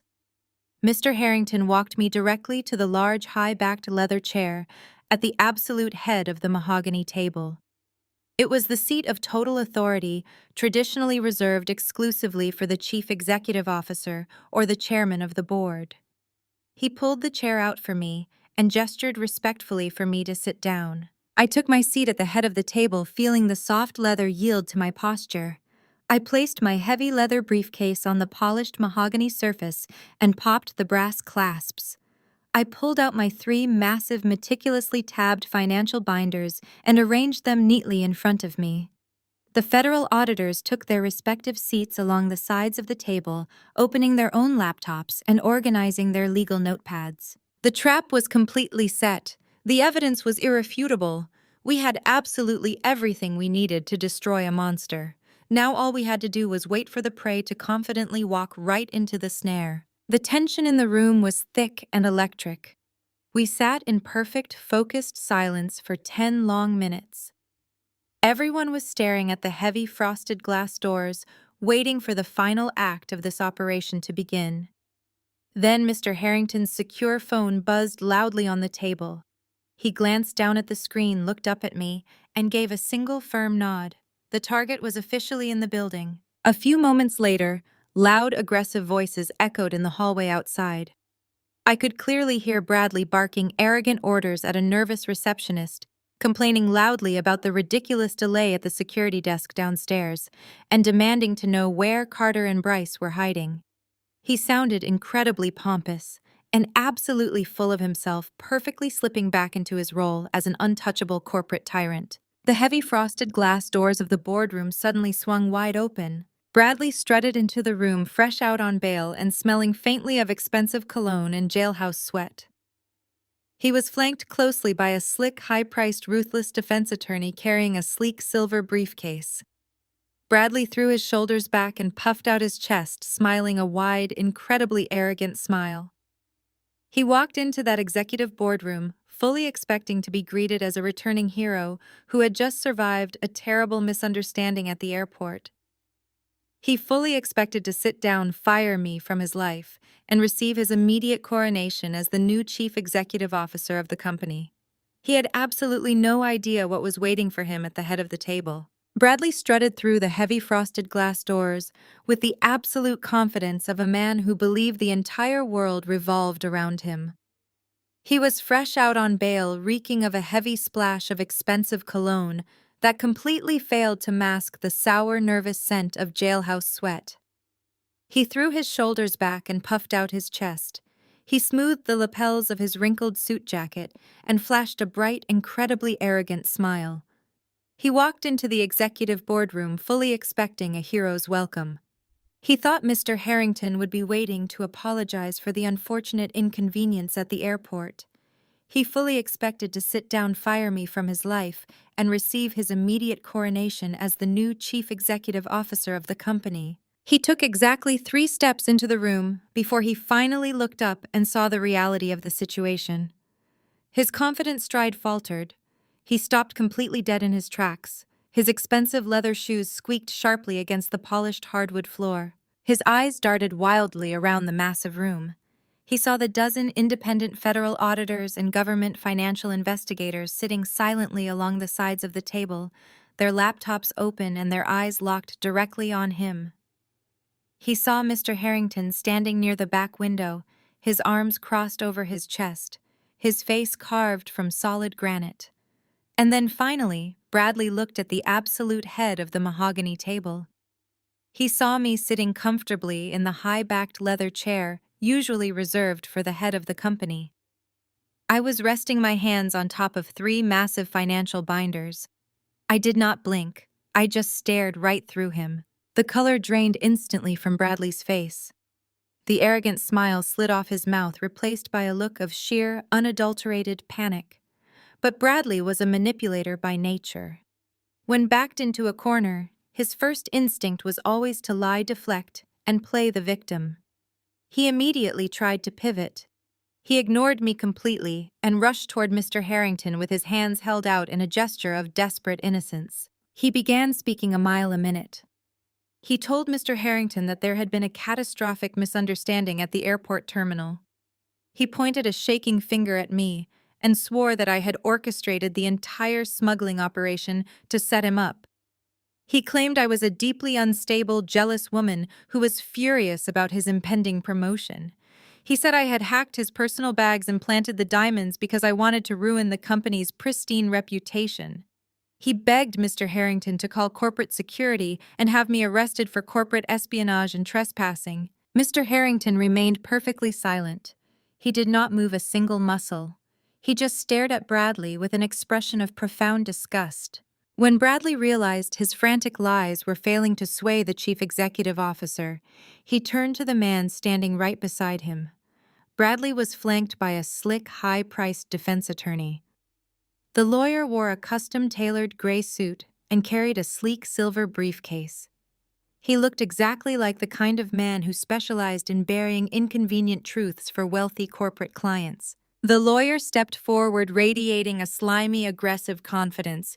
He did not seem to care that the room was filled with federal auditors. He was focused entirely on intimidating me. He snapped open his silver briefcase and pulled out a thick legal document bound in heavy cardstock. He walked right up to the mahogany table and slammed the document down with a loud, aggressive thud that echoed through the quiet boardroom. The lawyer looked at me with a condescending smirk. He announced to the entire room that my presence here was completely irrelevant because I had no legal standing left. He tapped his finger hard against the top page of the document and declared it was a fully executed post-nuptial agreement. According to this sleazy attorney, the document stated that I had willingly signed away my rights to any and all of Bradley's assets. But it went much further than that. The lawyer claimed the agreement explicitly transferred total ownership of my own forensic accounting firm directly to Bradley. He stated that because I used marital funds to build my business, Bradley was legally entitled to seize all of my corporate contracts, my client lists, and my business bank accounts. He boldly proclaimed that I was officially destitute and that I had absolutely no legal authority to discuss Bradley's financial affairs with anyone in this building. Seeing his lawyer go on the offensive gave Bradley a sudden, desperate surge of false courage. He stepped up beside the attorney, his chest puffing out again. The initial shock of seeing me in the boardroom was wearing off, replaced by the vicious, misogynistic cruelty he had subjected me to for years. He honestly believed this forged piece of paper was his ultimate trump card. He thought he had just trapped me in a corner I could never escape. Bradley looked down at me and let out a harsh, mocking laugh. He boasted loudly about how he had finally outsmarted me. He told the silent room of auditors that he had been 10 steps ahead of me the entire time.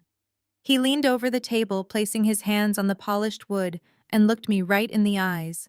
He reminded me of all the nights we sat in our kitchen while he drank expensive bourbon and lectured me about high finance. He brought up every single time he told me that women simply did not belong in the aggressive, fast-paced world of corporate wealth. He proudly declared that my brain was far too small and emotional to understand real money.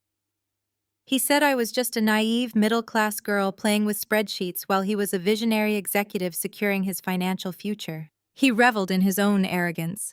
He told me I was incredibly stupid for thinking I could ever outplay a man of his caliber. He bragged about how he had carefully structured this post-nuptial agreement to ensure I would walk away with nothing but the clothes on my back. He told me he was going to take my accounting firm, sell it for parts, and use the money to fund his new life. He wanted to humiliate me in front of Mr. Harrington and the federal agents. He wanted to prove that he was the ultimate alpha male in the room, and that I was nothing more than a discarded, defeated wife. He was so busy listening to the sound of his own voice, so busy bathing in his own toxic narcissism, that he completely failed to notice the reactions of the people sitting around him. The federal auditors were looking at him like he was a complete lunatic. They knew exactly what was inside the 3 massive financial binders sitting under my hands. They knew he was digging his own grave deeper with every single word he spoke. Bradley stood up straight and adjusted his silk tie. He looked around the boardroom with a sickening, triumphant smile. He loudly declared that he was taking absolutely everything. He said he was going to leave me completely ruined, homeless, and begging on the streets. He demanded that I stand up, pack up my little binders, and walk out of his building before he had me thrown out by force. He took a deep breath, preparing to demand that Mr. Harrington officially hand over the chief executive officer title so they could get back to making real money. He never got the chance to say the words. Just as Bradley finished his grand, arrogant speech, a loud commotion erupted in the hallway outside. We could hear the sound of someone crying hysterically, followed by the heavy footsteps of security guards trying to keep up. The heavy frosted glass doors of the boardroom suddenly burst wide open, hitting the walls with a loud crash. Vanessa stumbled into the room. Bradley's 26-year-old secretary looked absolutely nothing like the polished, glamorous woman who had strutted through the airport earlier that morning. She was completely disheveled. Her expensive designer travel clothes were rumpled and stained with sweat. Her makeup was smeared in dark tracks down her cheeks from crying. Her hair was tangled and wild. She looked frantic, terrified, and completely unhinged. She gasped for air as she stood in the doorway, her wide, panicked eyes darting around the massive boardroom until they finally landed directly on Bradley. Vanessa stood in the doorway of the executive boardroom, gasping for air. Her expensive designer travel clothes were rumpled and stained with sweat from hours in federal custody. Her makeup was smeared in dark tracks down her cheeks. She looked absolutely frantic. Her wide, panicked eyes darted around the massive room, sweeping past the silent federal auditors, past the stoic face of Mr. Harrington, and finally locking directly onto Bradley. "You lied to me," Vanessa screamed, her voice cracking with raw, unfiltered hysteria. Bradley took a quick, nervous step backward. His slick defense attorney immediately reached out, trying to silence the young woman, but Vanessa violently swatted his hand away. She marched right into the center of the room, completely ignoring the sheer magnitude of the corporate audience surrounding her. She pointed a shaking, accusing finger right at Bradley's chest. "You promised me I would be safe!" Vanessa yelled, tears streaming down her face. "You swore to me that your expensive lawyers would handle everything if we got caught. You told me I was completely protected, but they threw me in a concrete cell, Bradley. They told me I was looking at 20 years in a federal penitentiary for international diamond smuggling." Bradley tried to quiet her, his face turning a sickly shade of gray. He hissed at her to keep her mouth shut and wait for his legal team to fix it. He clearly still believed he could control her with his dominant executive tone. "I am not shutting up!" Vanessa shrieked, her voice echoing loudly against the floor-to-ceiling windows. "I cut a plea deal, Bradley. I sat in that interrogation room and I told the federal agents absolutely everything. I told them every single detail about your disgusting little operation." The entire boardroom remained perfectly still. The federal auditors sitting along the sides of the mahogany table did not even blink. They were already fully aware of the plea deal, having coordinated with the customs agents at the airport. This dramatic confrontation was simply the icing on the cake. Mr. Harrington stood near the back window, his arms crossed tightly over his chest, watching his corrupt vice president completely unravel. Bradley stammered, holding his hands up in a desperate, placating gesture. He tried to tell Vanessa she was confused, that she was just emotional and making a massive mistake. Vanessa let out a harsh, bitter laugh. The only mistake I made was trusting a manipulative, narcissistic coward like you, she spat. She turned her attention to Mr. Harrington and the auditors loudly airing every single piece of dirty laundry Bradley had desperately tried to keep hidden. He forced me to carry those diamonds, Vanessa confessed loudly, her words spilling out in a frantic, desperate rush. He brought that velvet pouch to my apartment last night. He told me that if I did not pack the uncut stones in my carry-on bag, he would immediately fire me. He said he would make sure I was blacklisted from the entire financial sector. He threatened to ruin my entire life. Bradley tried to interrupt her, shouting that she was a hysterical liar, but Vanessa simply raised her voice louder to overpower his frantic denials. He had it all planned out for months, Vanessa revealed, wiping a streak of ruined mascara from her cheek. He told me he was going to slip a second pouch of stolen diamonds into his wife's suitcase. He wanted her to get caught at the security checkpoint. His ultimate plan was to let her take the fall for the entire corporate smuggling ring. He wanted to let her rot in a Parisian jail cell while we boarded the flight and disappeared. I sat at the head of the boardroom table, my hands resting lightly on my thick financial binders.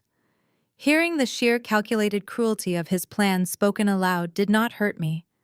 It simply validated every single forensic spreadsheet I had meticulously built over the past 3 months. Bradley had not just wanted a divorce. He had wanted to entirely obliterate my existence so he could walk away with millions of dollars in stolen corporate assets. "We were never coming back to New York," Vanessa sobbed, her voice breaking under the weight of her own foolish choices. He promised me we were going to funnel the rest of the company's stolen diamond inventory through illegal international shipping lanes. He said we were going to use the profits to start a brand new wealthy life together in Dubai. He told me I would be treated like absolute royalty. Vanessa broke down into heavy, agonizing sobs. She sank into one of the empty leather chairs near the door, covering her face with her trembling hands. Between her frantic, gasping breaths, she kept repeating how Bradley had completely brainwashed her. She exposed exactly how he had weaponized his immense wealth and his senior corporate title to control her every move. She described how he would buy her expensive designer bags and lavish dinners, using his money to create a profound sense of dependency. He told her she was the only woman in the world who truly understood his brilliant visionary mind. He constantly complained to her about his boring, ungrateful wife, claiming I was just a cold, calculating anchor, holding him back from his true potential. He promised Vanessa the world, effectively trapping her in a gilded cage of psychological manipulation and financial abuse. Sitting at the head of the table, I watched Vanessa cry. I did not feel a single ounce of anger toward her. I only felt a deep, chilling sense of recognition. I listened to her describe Bradley's manipulative tactics, and I realized he had used the exact same psychological playbook on both of us.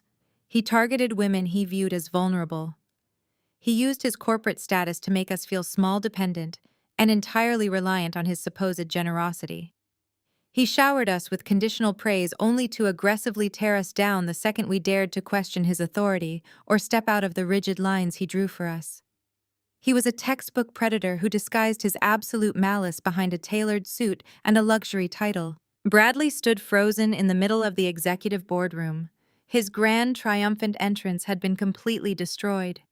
His own mistress had just provided a detailed public confession of his international smuggling operation and his intention to flee the country with stolen corporate assets. The slick defense attorney standing next to him looked physically ill. The lawyer quietly took a step away from Bradley, visibly creating distance between himself and a client who was clearly about to be buried under a mountain of federal indictments. The silence in the room stretched out heavy and suffocating. The federal auditors typed rapidly on their laptops, officially documenting every single word of Vanessa's dramatic confession. Mr. Harrington simply shook his head, an expression of pure, unadulterated disgust etched deeply into his features. Bradley looked around the room. He saw the cold, unforgiving eyes of the auditors. He saw the sheer contempt on the face of his chief executive officer. He looked at Vanessa, who was still weeping uncontrollably into her hands. And then finally, he looked back at me. For a brief, fleeting second, I saw genuine, absolute terror in his eyes. He realized he was completely surrounded and entirely out of options. His elaborate web of lies had unraveled in spectacular fashion. But narcissists do not know how to surrender gracefully. When they are backed into a corner, their massive egos simply override their basic survival instincts. Bradley closed his eyes and took a slow, deep breath. He physically forced his body to relax. He rolled his shoulders back, adjusted the cuffs of his expensive dress shirt, and smoothed his patterned silk tie. When he opened his eyes again, the terror was completely gone. He replaced it with a sickening, familiar smirk of absolute arrogance. He had convinced himself that none of this actually mattered. He honestly believed he still held the ultimate trump card. Bradley let out a short, dismissive laugh that echoed sharply in the quiet room. He completely ignored Vanessa's sobbing. He completely ignored the federal auditors and Mr. Harrington. He walked right up to the polished mahogany table, planting himself directly across from where I was sitting. He reached out and confidently tapped his index finger hard against the heavy cardstock of the post-nuptial agreement his lawyer had slammed down earlier. "It really does not matter what my hysterical, disgruntled secretary says," Bradley declared, his voice dripping with condescending triumph. "She is just a dramatic, emotional girl looking for someone to blame for her own poor choices. Let her talk to the federal agents all she wants. The corporate lawyers will tie those smuggling charges up in court for years." He leaned forward, placing both hands flat on the table, trying to loom over me with his physical presence. He looked me right in the eyes, his smirk widening into a look of pure malicious cruelty. "None of this changes the absolute reality of your situation, Diana," he said, his voice lowering to a harsh, mocking whisper. "You can sit in the chief executive officer's chair all you want. You can play your little accounting games with the board. But at the end of the day, you signed this legally binding document. You willingly signed away every single right to your business, your bank accounts, and our shared assets." He tapped the document one more time for emphasis, his eyes gleaming with victory. "You are legally destitute," Bradley sneered. "You have absolutely nothing. I am taking your company, and I am leaving you completely ruined." I did not break eye contact. I did not show a single ounce of fear or panic. I simply let him enjoy his delusional victory for exactly 3 seconds. I calmly reached my hand into the front pocket of my tailored charcoal blazer. I pulled out a small, sleek black remote control. I held it up in the air, maintaining perfect eye contact with my arrogant husband, and pressed the main power button. Above us, the mechanical whir of the ceiling mount engaged. The large, high-definition boardroom projector hummed to life, casting a bright, blinding square of light directly onto the blank white presentation wall behind Bradley. "I did not sign that document, Bradley," I said, my voice cutting through the tension like a crack of a whip. But my hidden bedroom security camera recorded exactly who did. The bright square of light on the presentation wall quickly resolved into a crystal-clear, high-definition color video. The camera angle was wide, capturing the entirety of my luxurious master bedroom. Every single person in the executive boardroom turned their heads to watch the screen. The federal auditors stopped typing on their laptops. Mr. Harrington took a slow step forward, his eyes narrowed in absolute focus. Even the slick defense attorney turned around to look at the wall. On the screen, the digital timestamp in the bottom corner glowed bright red, indicating the footage was recorded just 48 hours ago. The video showed my massive king-sized bed with its expensive silk sheets and custom duvet. Lying right in the center of my bed, completely fully clothed and laughing hysterically, were Bradley and Vanessa. The audio from the hidden security camera kicked in, filling the quiet boardroom with the sound of their cruel, mocking voices. On the screen, Bradley was holding a thick stack of papers. It was the exact same post-nuptial agreement his lawyer had just slammed onto the mahogany table. He handed a blue ink pen to Vanessa. He pointed to the signature line at the bottom of the last page and told her to make sure she got the loop of my first initial exactly right. Vanessa giggled loudly on the video, tossing her hair over her shoulder. She took the pen and leaned over the document, resting it on my personal nightstand. She asked Bradley if he was absolutely sure this was going to work. Bradley let out that same arrogant, condescending laugh he had used on me 1,000,000 times. He told his young mistress that I was entirely too stupid to ever realize what hit me. He bragged to her that he had paid a shady notary $5,000 to officially stamp the document once the forged signature was complete. I sat at the head of the boardroom table and watched my husband orchestrate the theft of my entire life. Seeing them defile my sanctuary was a profound, chilling violation.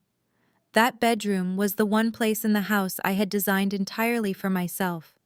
I had paid for every piece of furniture, every silk pillowcase, and every fixture using the money I earned from my forensic accounting business. I had created that space to be my private haven away from his constant draining criticisms. Bradley knew how much I valued that room, and that is exactly why he chose it as the staging ground for his ultimate betrayal. He did not just want to steal my business and my assets. He wanted to completely violate my safe space. He viewed my home, my career, and my personal sanctuary as nothing more than props in his twisted narcissistic game. He thought he was entirely untouchable because his wealth and his corporate title had always shielded him from the consequences of his actions. He honestly believed he could use my own bed to sign my life away, while I was downstairs in the kitchen making him dinner. On the massive presentation wall, the video jumped forward. The red digital timestamp changed to 3 o'clock in the morning on the day of our scheduled flight to Paris. The scene in the bedroom shifted. Bradley and Vanessa were no longer lounging on the bed. They were standing over my open black designer suitcase, which was resting on the floor near the closet. Bradley was holding a heavy velvet pouch in his right hand. He tossed it lightly into the air and caught it grinning like a little boy who had just gotten away with stealing candy. He turned to Vanessa and told her that $2.5 million in raw, uncut diamonds was surprisingly heavy. He then knelt down and shoved the velvet pouch deep between my neatly folded sweaters. The audio captured every single word of his malicious plan with perfect, horrifying clarity.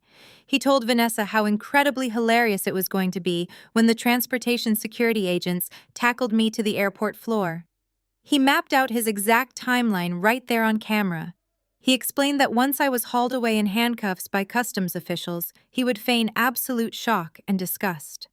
He planned to immediately call his lawyers, file emergency divorce papers, citing my criminal activity, and use the forged post-nuptial agreement to seize my accounting firm and drain all of our accounts. He looked at Vanessa on the video and promised her that within a week, they would be sitting on a private beach in Dubai, drinking champagne paid for by the liquidation of my business assets, while I spent the next 20 years rotting in a tiny Parisian jail cell.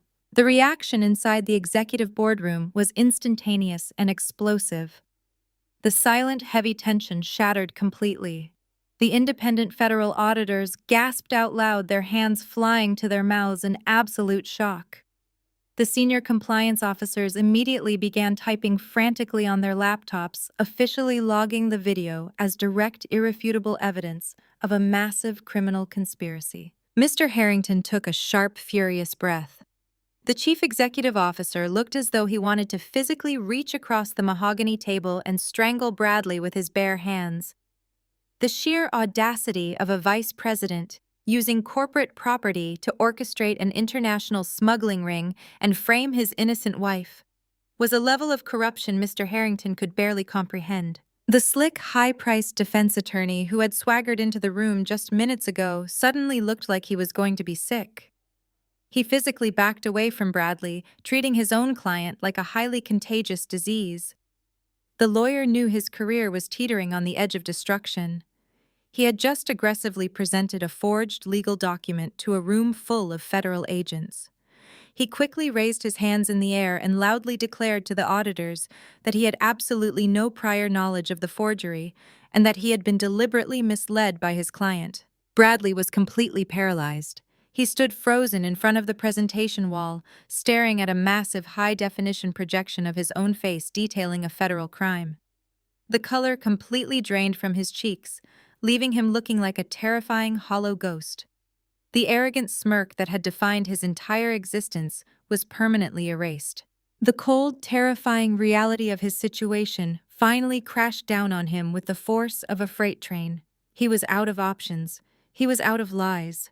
He could not charm his way out of a high-definition video recording with perfectly synced audio. He was looking at decades in a maximum security federal prison, and there was absolutely no one left to bribe or manipulate. But his massive, fragile ego simply refused to accept defeat. Panic completely consumed him. Sweat poured down his forehead, soaking the collar of his expensive dress shirt. He spun around to face the boardroom, his eyes wide and unhinged.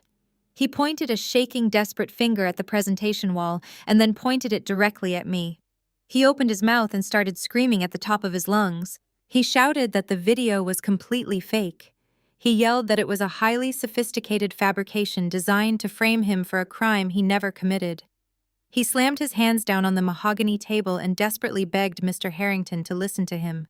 He claimed that I had hired incredibly tech-savvy hackers from the dark web to create a malicious artificial intelligence deepfake. He swore that the voice on the video was computer-generated and that his crazy, vindictive wife was trying to destroy his spotless corporate reputation because she was bitter about his promotion. His voice cracked with sheer desperation. He looked wildly around the room, pleading with the federal auditors to confiscate my laptop and inspect the video files for digital manipulation. He shouted that I was a master manipulator and a deeply unstable woman who would do absolutely anything to ruin his life. I sat perfectly still at the head of the table. I did not raise my voice to argue with him. I did not try to defend the authenticity of the video. I simply watched him flail and scream like a trapped animal, letting him completely destroy whatever tiny shred of professional dignity he had left. The federal auditors just stared at him with cold, unforgiving expressions, writing down every single frantic, paranoid lie he yelled. Just as Bradley's hysterical screaming reached a fever pitch, a loud, chaotic commotion erupted in the hallway outside the boardroom. The sound of aggressive shouting and scuffling feet echoed through the quiet executive floor. The receptionist could be heard desperately yelling for security to send backup immediately. Before anyone in the boardroom could react, the heavy frosted glass doors flew open for the third time today. Beatrice and Richard burst into the executive boardroom, shoving past a panicked junior assistant who had tried to block their path. Bradley's wealthy, arrogant parents had apparently bailed themselves out of their trespassing arrest and tracked their golden child directly to the corporate headquarters. Beatrice was a total wreck. Her pristine white cashmere coat was wrinkled and dirty from the back of the police cruiser. Her perfectly styled hair was a messy, tangled disaster. Richard looked absolutely livid, his face bright red and a vein bulging aggressively in his neck. They marched into the room, completely ignoring the federal agents, the chief executive officer, and the giant projection of their son committing a felony on the wall behind them. They only had eyes for me. They had come to destroy the woman who had dared to have them arrested on her front porch. The heavy frosted glass doors had barely hit the wall before Beatrice and Richard came storming into the executive boardroom. They shoved past a panicked junior assistant who had desperately tried to block their path in the hallway. Bradley's wealthy, arrogant parents had apparently bailed themselves out of their trespassing arrest at my townhouse and tracked their golden child directly to the corporate headquarters. Beatrice was a total physical wreck. Her pristine white cashmere coat was wrinkled and stained with dark smudges from the back of the police cruiser. Her perfectly styled hair, usually maintained by expensive daily salon visits, was a messy, tangled disaster falling around her face. Richard looked absolutely livid. His face was bright red, and a thick vein bulged aggressively in his neck above his loosened silk tie. They marched into the room, completely ignoring the silent federal agents sitting at the table. They ignored the chief executive officer standing by the window. They even ignored the giant projection of their son committing a felony that was still glowing brightly on the wall behind them. They only had eyes for me. They had come to completely destroy the woman who had dared to have them arrested on her own front porch. "You wicked, jealous witch!" Beatrice shrieked, her voice cracking with manufactured outrage as she lunged toward the head of the table. Richard immediately caught her arm, pulling her back before she could reach me, but he glared in my direction with pure, unfiltered hatred. They rushed over to Bradley, physically positioning their bodies between him and the rest of the room. It was a pathetic, highly revealing display. They stood there like human shields, as if their mere physical presence could somehow protect their grown son from a room full of federal investigators and the catastrophic consequences of his own actions. Beatrice wrapped her arms tightly around Bradley, stroking his shoulder while shooting venomous wild glares at everyone in the room. Richard turned his aggressive attention directly to Mr. Harrington. He slammed his hand against the back of a leather chair and loudly demanded that the chief executive officer call corporate security this instant. Richard screamed that I was a deranged, bitter housewife who was currently committing massive corporate espionage right inside his building. He pointed at the projection on the wall and confidently claimed I had illegally hacked their pristine family network to create fake malicious videos just to ruin his son's flawless reputation. He ordered the federal auditors to arrest me for severe cybercrimes. He aggressively insisted that his perfect boy was the innocent victim of a highly sophisticated extortion plot designed specifically to tear down their prominent family legacy. He told Mr. Harrington that Bradley was the best thing to ever happen to this company, and that listening to a jealous, low-class woman like me would destroy their stock prices. I sat quietly in my leather chair and watched them frantically try to rewrite reality. Their blind, aggressive defense of Bradley was not a surprise to me. It was the exact same toxic behavior they had exhibited for his entire life. This dramatic screaming performance mirrored decades of profound, systematic enablement. Bradley had never faced a single real consequence because his parents always rushed in with their massive checkbook and their loud, intimidating threats. Whenever he failed a class in university, Richard threatened to sue the professor and the dean. Whenever he crashed an expensive luxury car, Beatrice blamed the other driver, paid off the local police, and immediately bought him a much newer model. They funded his terrible mistakes, covered up his vicious failures, and relentlessly attacked anyone who dared to hold him accountable. During our marriage, they had used that exact same tactic on me. Whenever I pointed out Bradley's reckless spending or questioned his late nights, Beatrice would tell me I was ungrateful and paranoid. She would say I was trying to drag her brilliant son down to my mediocre level. They had spent 36 years creating an absolute monster, feeding his narcissism until he genuinely believed he was a god among men. And now they were standing in a room full of federal agents frantically trying to protect that monster from the law. I did not raise my voice to argue with them. I did not try to defend the authenticity of the video footage still playing on the presentation wall. I simply let them scream until they ran out of breath. The reaction of the other people in the room was incredibly telling. The federal auditors watched the chaotic family display with cold, unblinking expressions. They did not interrupt. They simply typed faster on their laptops, officially documenting every single threat Richard made. Mr. Harrington stood perfectly still by the window, looking at Richard and Beatrice, as if they were a pair of unruly, badly behaved children throwing a temper tantrum in his professional space. Vanessa had stopped sobbing and was staring at Bradley's parents with wide, terrified eyes, clearly realizing that the apple did not fall far from the deeply toxic tree. When their shouting finally began to subside into angry, heavy panting, I calmly reached down and picked up my heavy, dark brown leather briefcase from the floor. I placed it squarely on the polished mahogany table in front of me. The sharp click of the brass clasps popping open echoed loudly in the sudden silence of the boardroom. Beatrice narrowed her eyes, stepping slightly out from behind Richard. She demanded to know what I thought I was doing. She ordered me to pack up my cheap bags and get out of her son's office before she personally called the police commissioner. I completely ignored her. I reached inside the open briefcase and pulled out 3 massive, meticulously tabbed financial binders. I lifted them high enough for everyone in the room to see the thick stacks of printed spreadsheets, highlighted bank statements, and indexed offshore routing numbers. Then, with a slow, deliberate motion, I brought them down hard against the wooden table. The loud, heavy thud resonated through the entire room, rattling the crystal water glasses and making Bradley physically flinch behind his mother's white cashmere coat. The slick defense attorney, who had been trying to silently inch his way toward the exit doors, froze completely in his tracks. He stared at the thick binders, his professional instincts clearly screaming at him to run away as fast as possible. Bradley tried to peer over his mother's shoulder, his face turning an even sicker shade of gray as he recognized the bright red confidential stickers I had placed on the spines of the binders. He knew exactly what those stickers meant.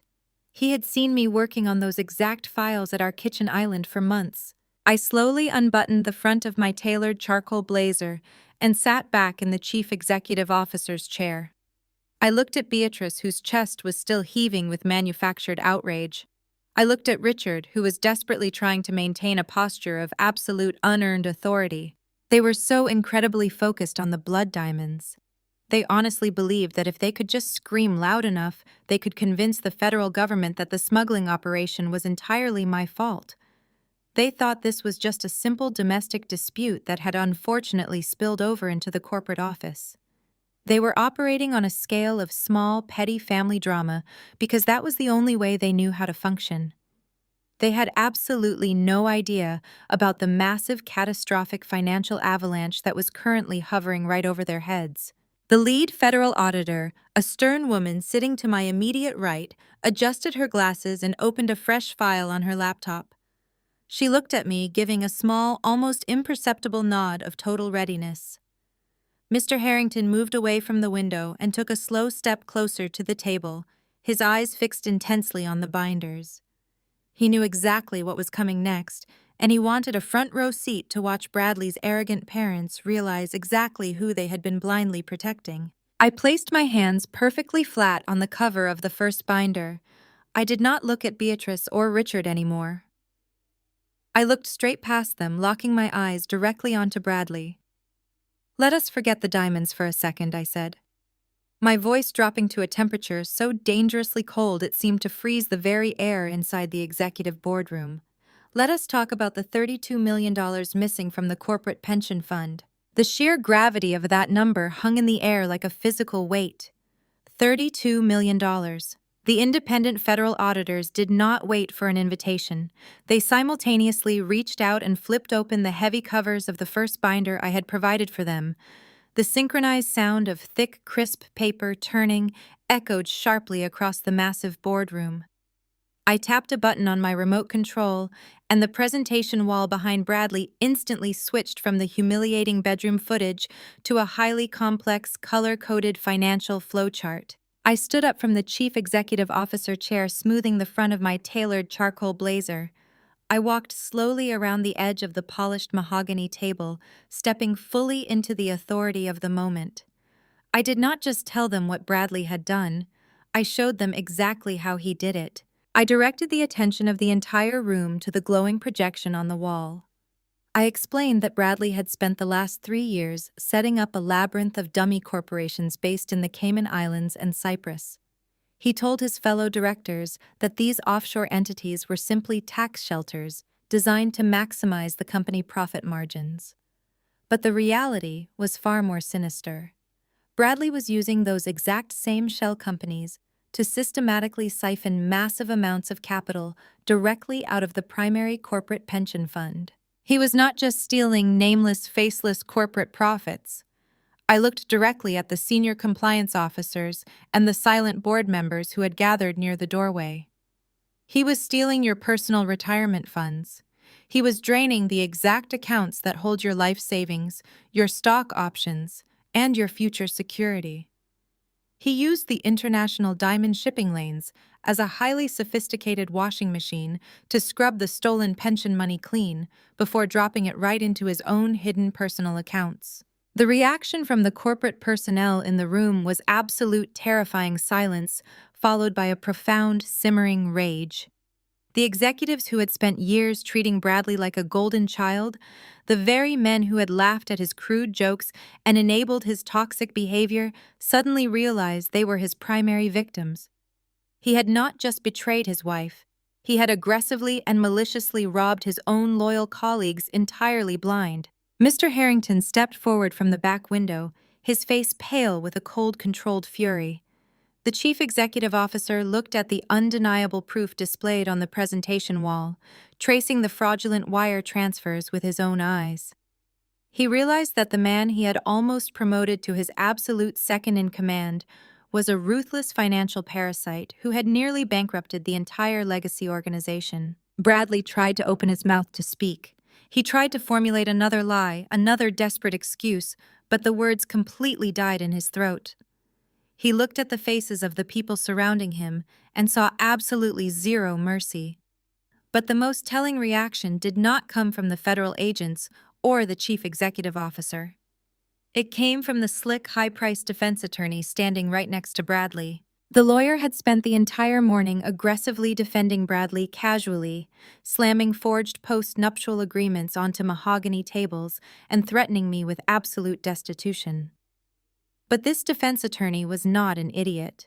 He specialized in high-level white-collar crime, and he knew exactly what a federal death sentence looked like when it was projected in high definition on a boardroom wall. The lawyer looked at the staggering amount of stolen federal pension funds. He looked at the perfectly documented trail of international wire fraud. He realized that standing anywhere near Bradley was now a massive professional liability that could cost him his own law license and potentially his own freedom. Without saying a single word, the defense attorney simply reached down and snapped his sleek silver briefcase shut. He did not look at Bradley. He did not offer a single word of legal counsel or parting advice. He just turned on his expensive Italian leather shoes and began walking briskly toward the frosted glass doors. Bradley panicked. He reached out and grabbed the sleeve of the lawyer's custom-tailored gray suit, his voice cracking with pure desperation. He begged the man to stay promising to double his retainer, screaming that they had a binding legal contract. The attorney violently yanked his arm out of Bradley's grasp. He looked at his former client with pure, unfiltered disgust, adjusted his jacket, and walked straight out of the executive boardroom, abandoning Bradley completely to the wolves. With his legal shield officially gone, Bradley was entirely exposed. But the absolute best part of my meticulously crafted presentation had not even begun yet. I turned my attention away from the sweating, hyperventilating vice president and locked my eyes directly onto his wealthy, arrogant parents. Beatrice and Richard were still standing near the presentation wall. They had stopped shouting about my supposed cyber crimes. The aggressive, entitled fury that had fueled their grand entrance had completely evaporated, replaced by a deep, unsettling confusion. They were staring at the complex financial flowcharts on the wall, trying desperately to understand the massive numbers being discussed. I walked back to the head of the table and opened the second heavy binder. I pulled out a specific stack of highlighted bank documents and laid them out perfectly flat on the polished wood. I looked right at Beatrice, maintaining a cold, unblinking gaze. Let us talk about how Bradley managed to cover up the massive holes in the pension fund during the annual federal audits, I said, making sure my voice carried clearly to every corner of the room. 2 years ago, when the external auditors started asking uncomfortable questions about the missing capital, Bradley panicked. He needed a massive, immediate injection of clean, untraceable cash to temporarily balance the corporate ledgers and hide his tracks. He needed what the financial industry calls a bridge loan. But no legitimate bank on the planet would ever approve a $30 million unsecured loan to a single vice president. He needed independent co-signers with massive, undeniable equity. I tapped my manicured fingernail against the top document on the table. So he went to the 2 people who have spent his entire life blindly funding his terrible mistakes. I continued, my voice steady and absolutely merciless. He went to his wealthy parents. He told you both a very convincing story about wanting to aggressively buy out a major international competitor. He told you he was orchestrating a brilliant corporate merger and just needed your signatures to secure the temporary capital. And because you have spent 36 years treating him like a flawless god who could do no wrong, you did exactly what you always do. You signed the paperwork without asking a single question. Richard let out a sharp, ragged gasp. His face, which had been bright red with anger just moments ago, suddenly drained of all color. He took a stumbling step forward, his eyes desperately scanning the documents resting on the table. I picked up the primary loan agreement and held it up for him to see. The bright blue ink of their official signatures sat perfectly at the bottom of the page. You did not just co-sign a simple business loan, Richard, I explained, watching his entire world crumble in real time. You legally guaranteed a series of highly fraudulent offshore corporate loans designed specifically to cover up a massive federal embezzlement scheme. By signing these specific documents, you legally tied your entire massive Connecticut estate, your extensive personal retirement funds, and every single liquid asset in your vast portfolio directly to a criminal enterprise. Beatrice let out a weak, strangled noise that sounded like all the air had been violently forced out of her lungs. Her pristine white cashmere coat suddenly looked far too large for her shrinking frame. She reached out and grabbed her husband's arm, her perfectly manicured fingers shaking uncontrollably. She looked at the projected financial documents on the wall, and the horrifying absolute reality finally crashed down on her. When the federal government officially seizes Bradley's stolen assets this afternoon, I told them, delivering the final devastating blow with absolute precision. They are going to seize yours as well to pay back the stolen corporate pension funds. You are personally, legally, and financially liable for the missing $32 million. You have absolutely nothing left. You have lost your entire estate. Beatrice turned ghost white. The arrogant, untouchable country club matriarch who had slapped my face in the airport lobby just hours ago looked like she was about to physically collapse onto the boardroom floor. She stared at her precious golden child, the perfect, successful son she had enabled and protected for decades, and she finally realized that he was the exact instrument of her total destruction. Bradley stood perfectly still, watching his parents realize that he had completely ruined them. He looked at his mother's horrified, weeping face. He looked at his father, clutching his chest in pure agony. He looked at Mr. Harrington, who is currently authorizing the federal auditors to officially freeze every single account associated with the Vanguard Diamond Imports executive team. And then finally, Bradley looked at the three massive financial binders resting on the mahogany table. Those binders represented his complete and utter annihilation.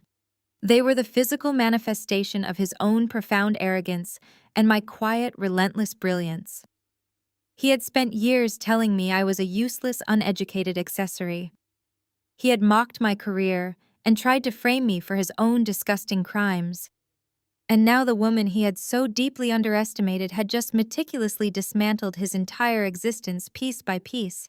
The realization that his life was entirely over completely broke whatever fragile narcissistic sanity Bradley had left. He let out a primal, unhinged scream of pure, absolute rage. He completely lost his mind. His eyes went wild and dark. He shoved his weeping mother out of the way, practically throwing Beatrice to the floor. He planted his expensive leather shoes against the polished hardwood and aggressively lunged his entire body directly across the massive mahogany boardroom table. He scrambled over the polished wood like a rabid animal, knocking over crystal water glasses and kicking away federal laptops. He was desperately attempting to physically attack me and violently destroy the financial binders sitting right in front of my hands. Bradley launched his entire body across the polished mahogany table with the blind, frantic desperation of a cornered animal. His expensive tailored suit jacket tore at the shoulder seam as he scrambled over the wood, knocking over crystal water pitchers and kicking aside the federal laptops that sat in his path. He was no longer a wealthy, arrogant executive. He was a terrified criminal making a violent, pathetic attempt to reach my throat and physically destroy the financial binders resting under my hands.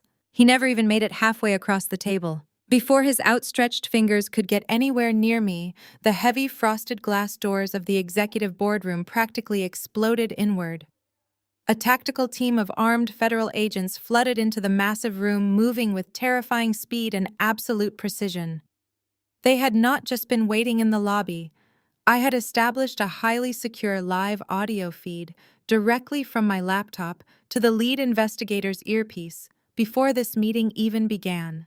The federal authorities had listened to every single malicious threat, every arrogant admission of guilt, and every frantic scream that had echoed through this room. Two massive federal agents tackled Bradley right on top of the boardroom table. The heavy impact sent him crashing down hard against the mahogany surface.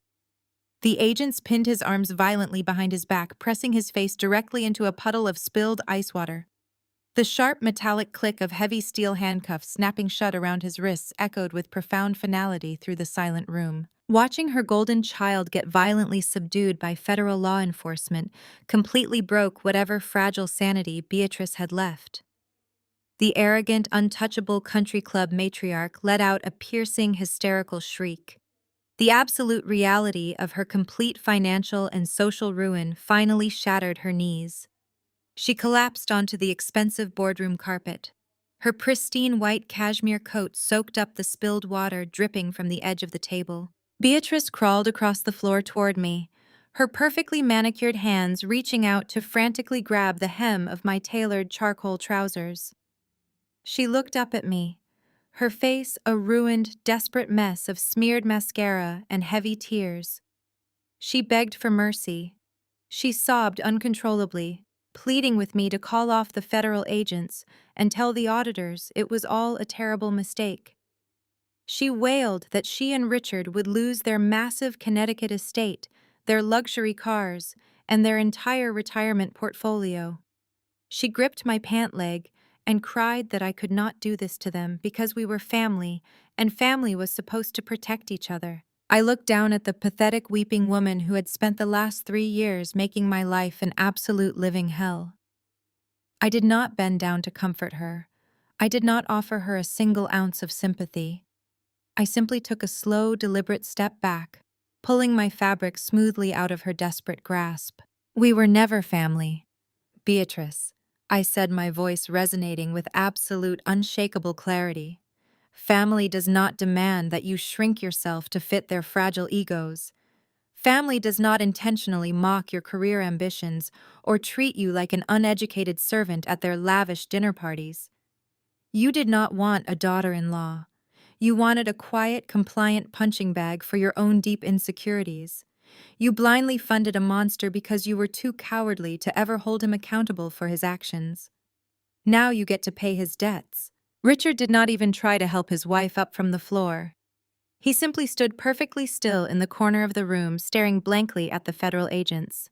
He looked like a hollow, defeated ghost who had just watched his entire legacy evaporate into thin air. Standing at the head of the boardroom table, looking at the absolute wreckage of the people who had tried to destroy me, a profound and beautiful sense of peace washed over my entire being.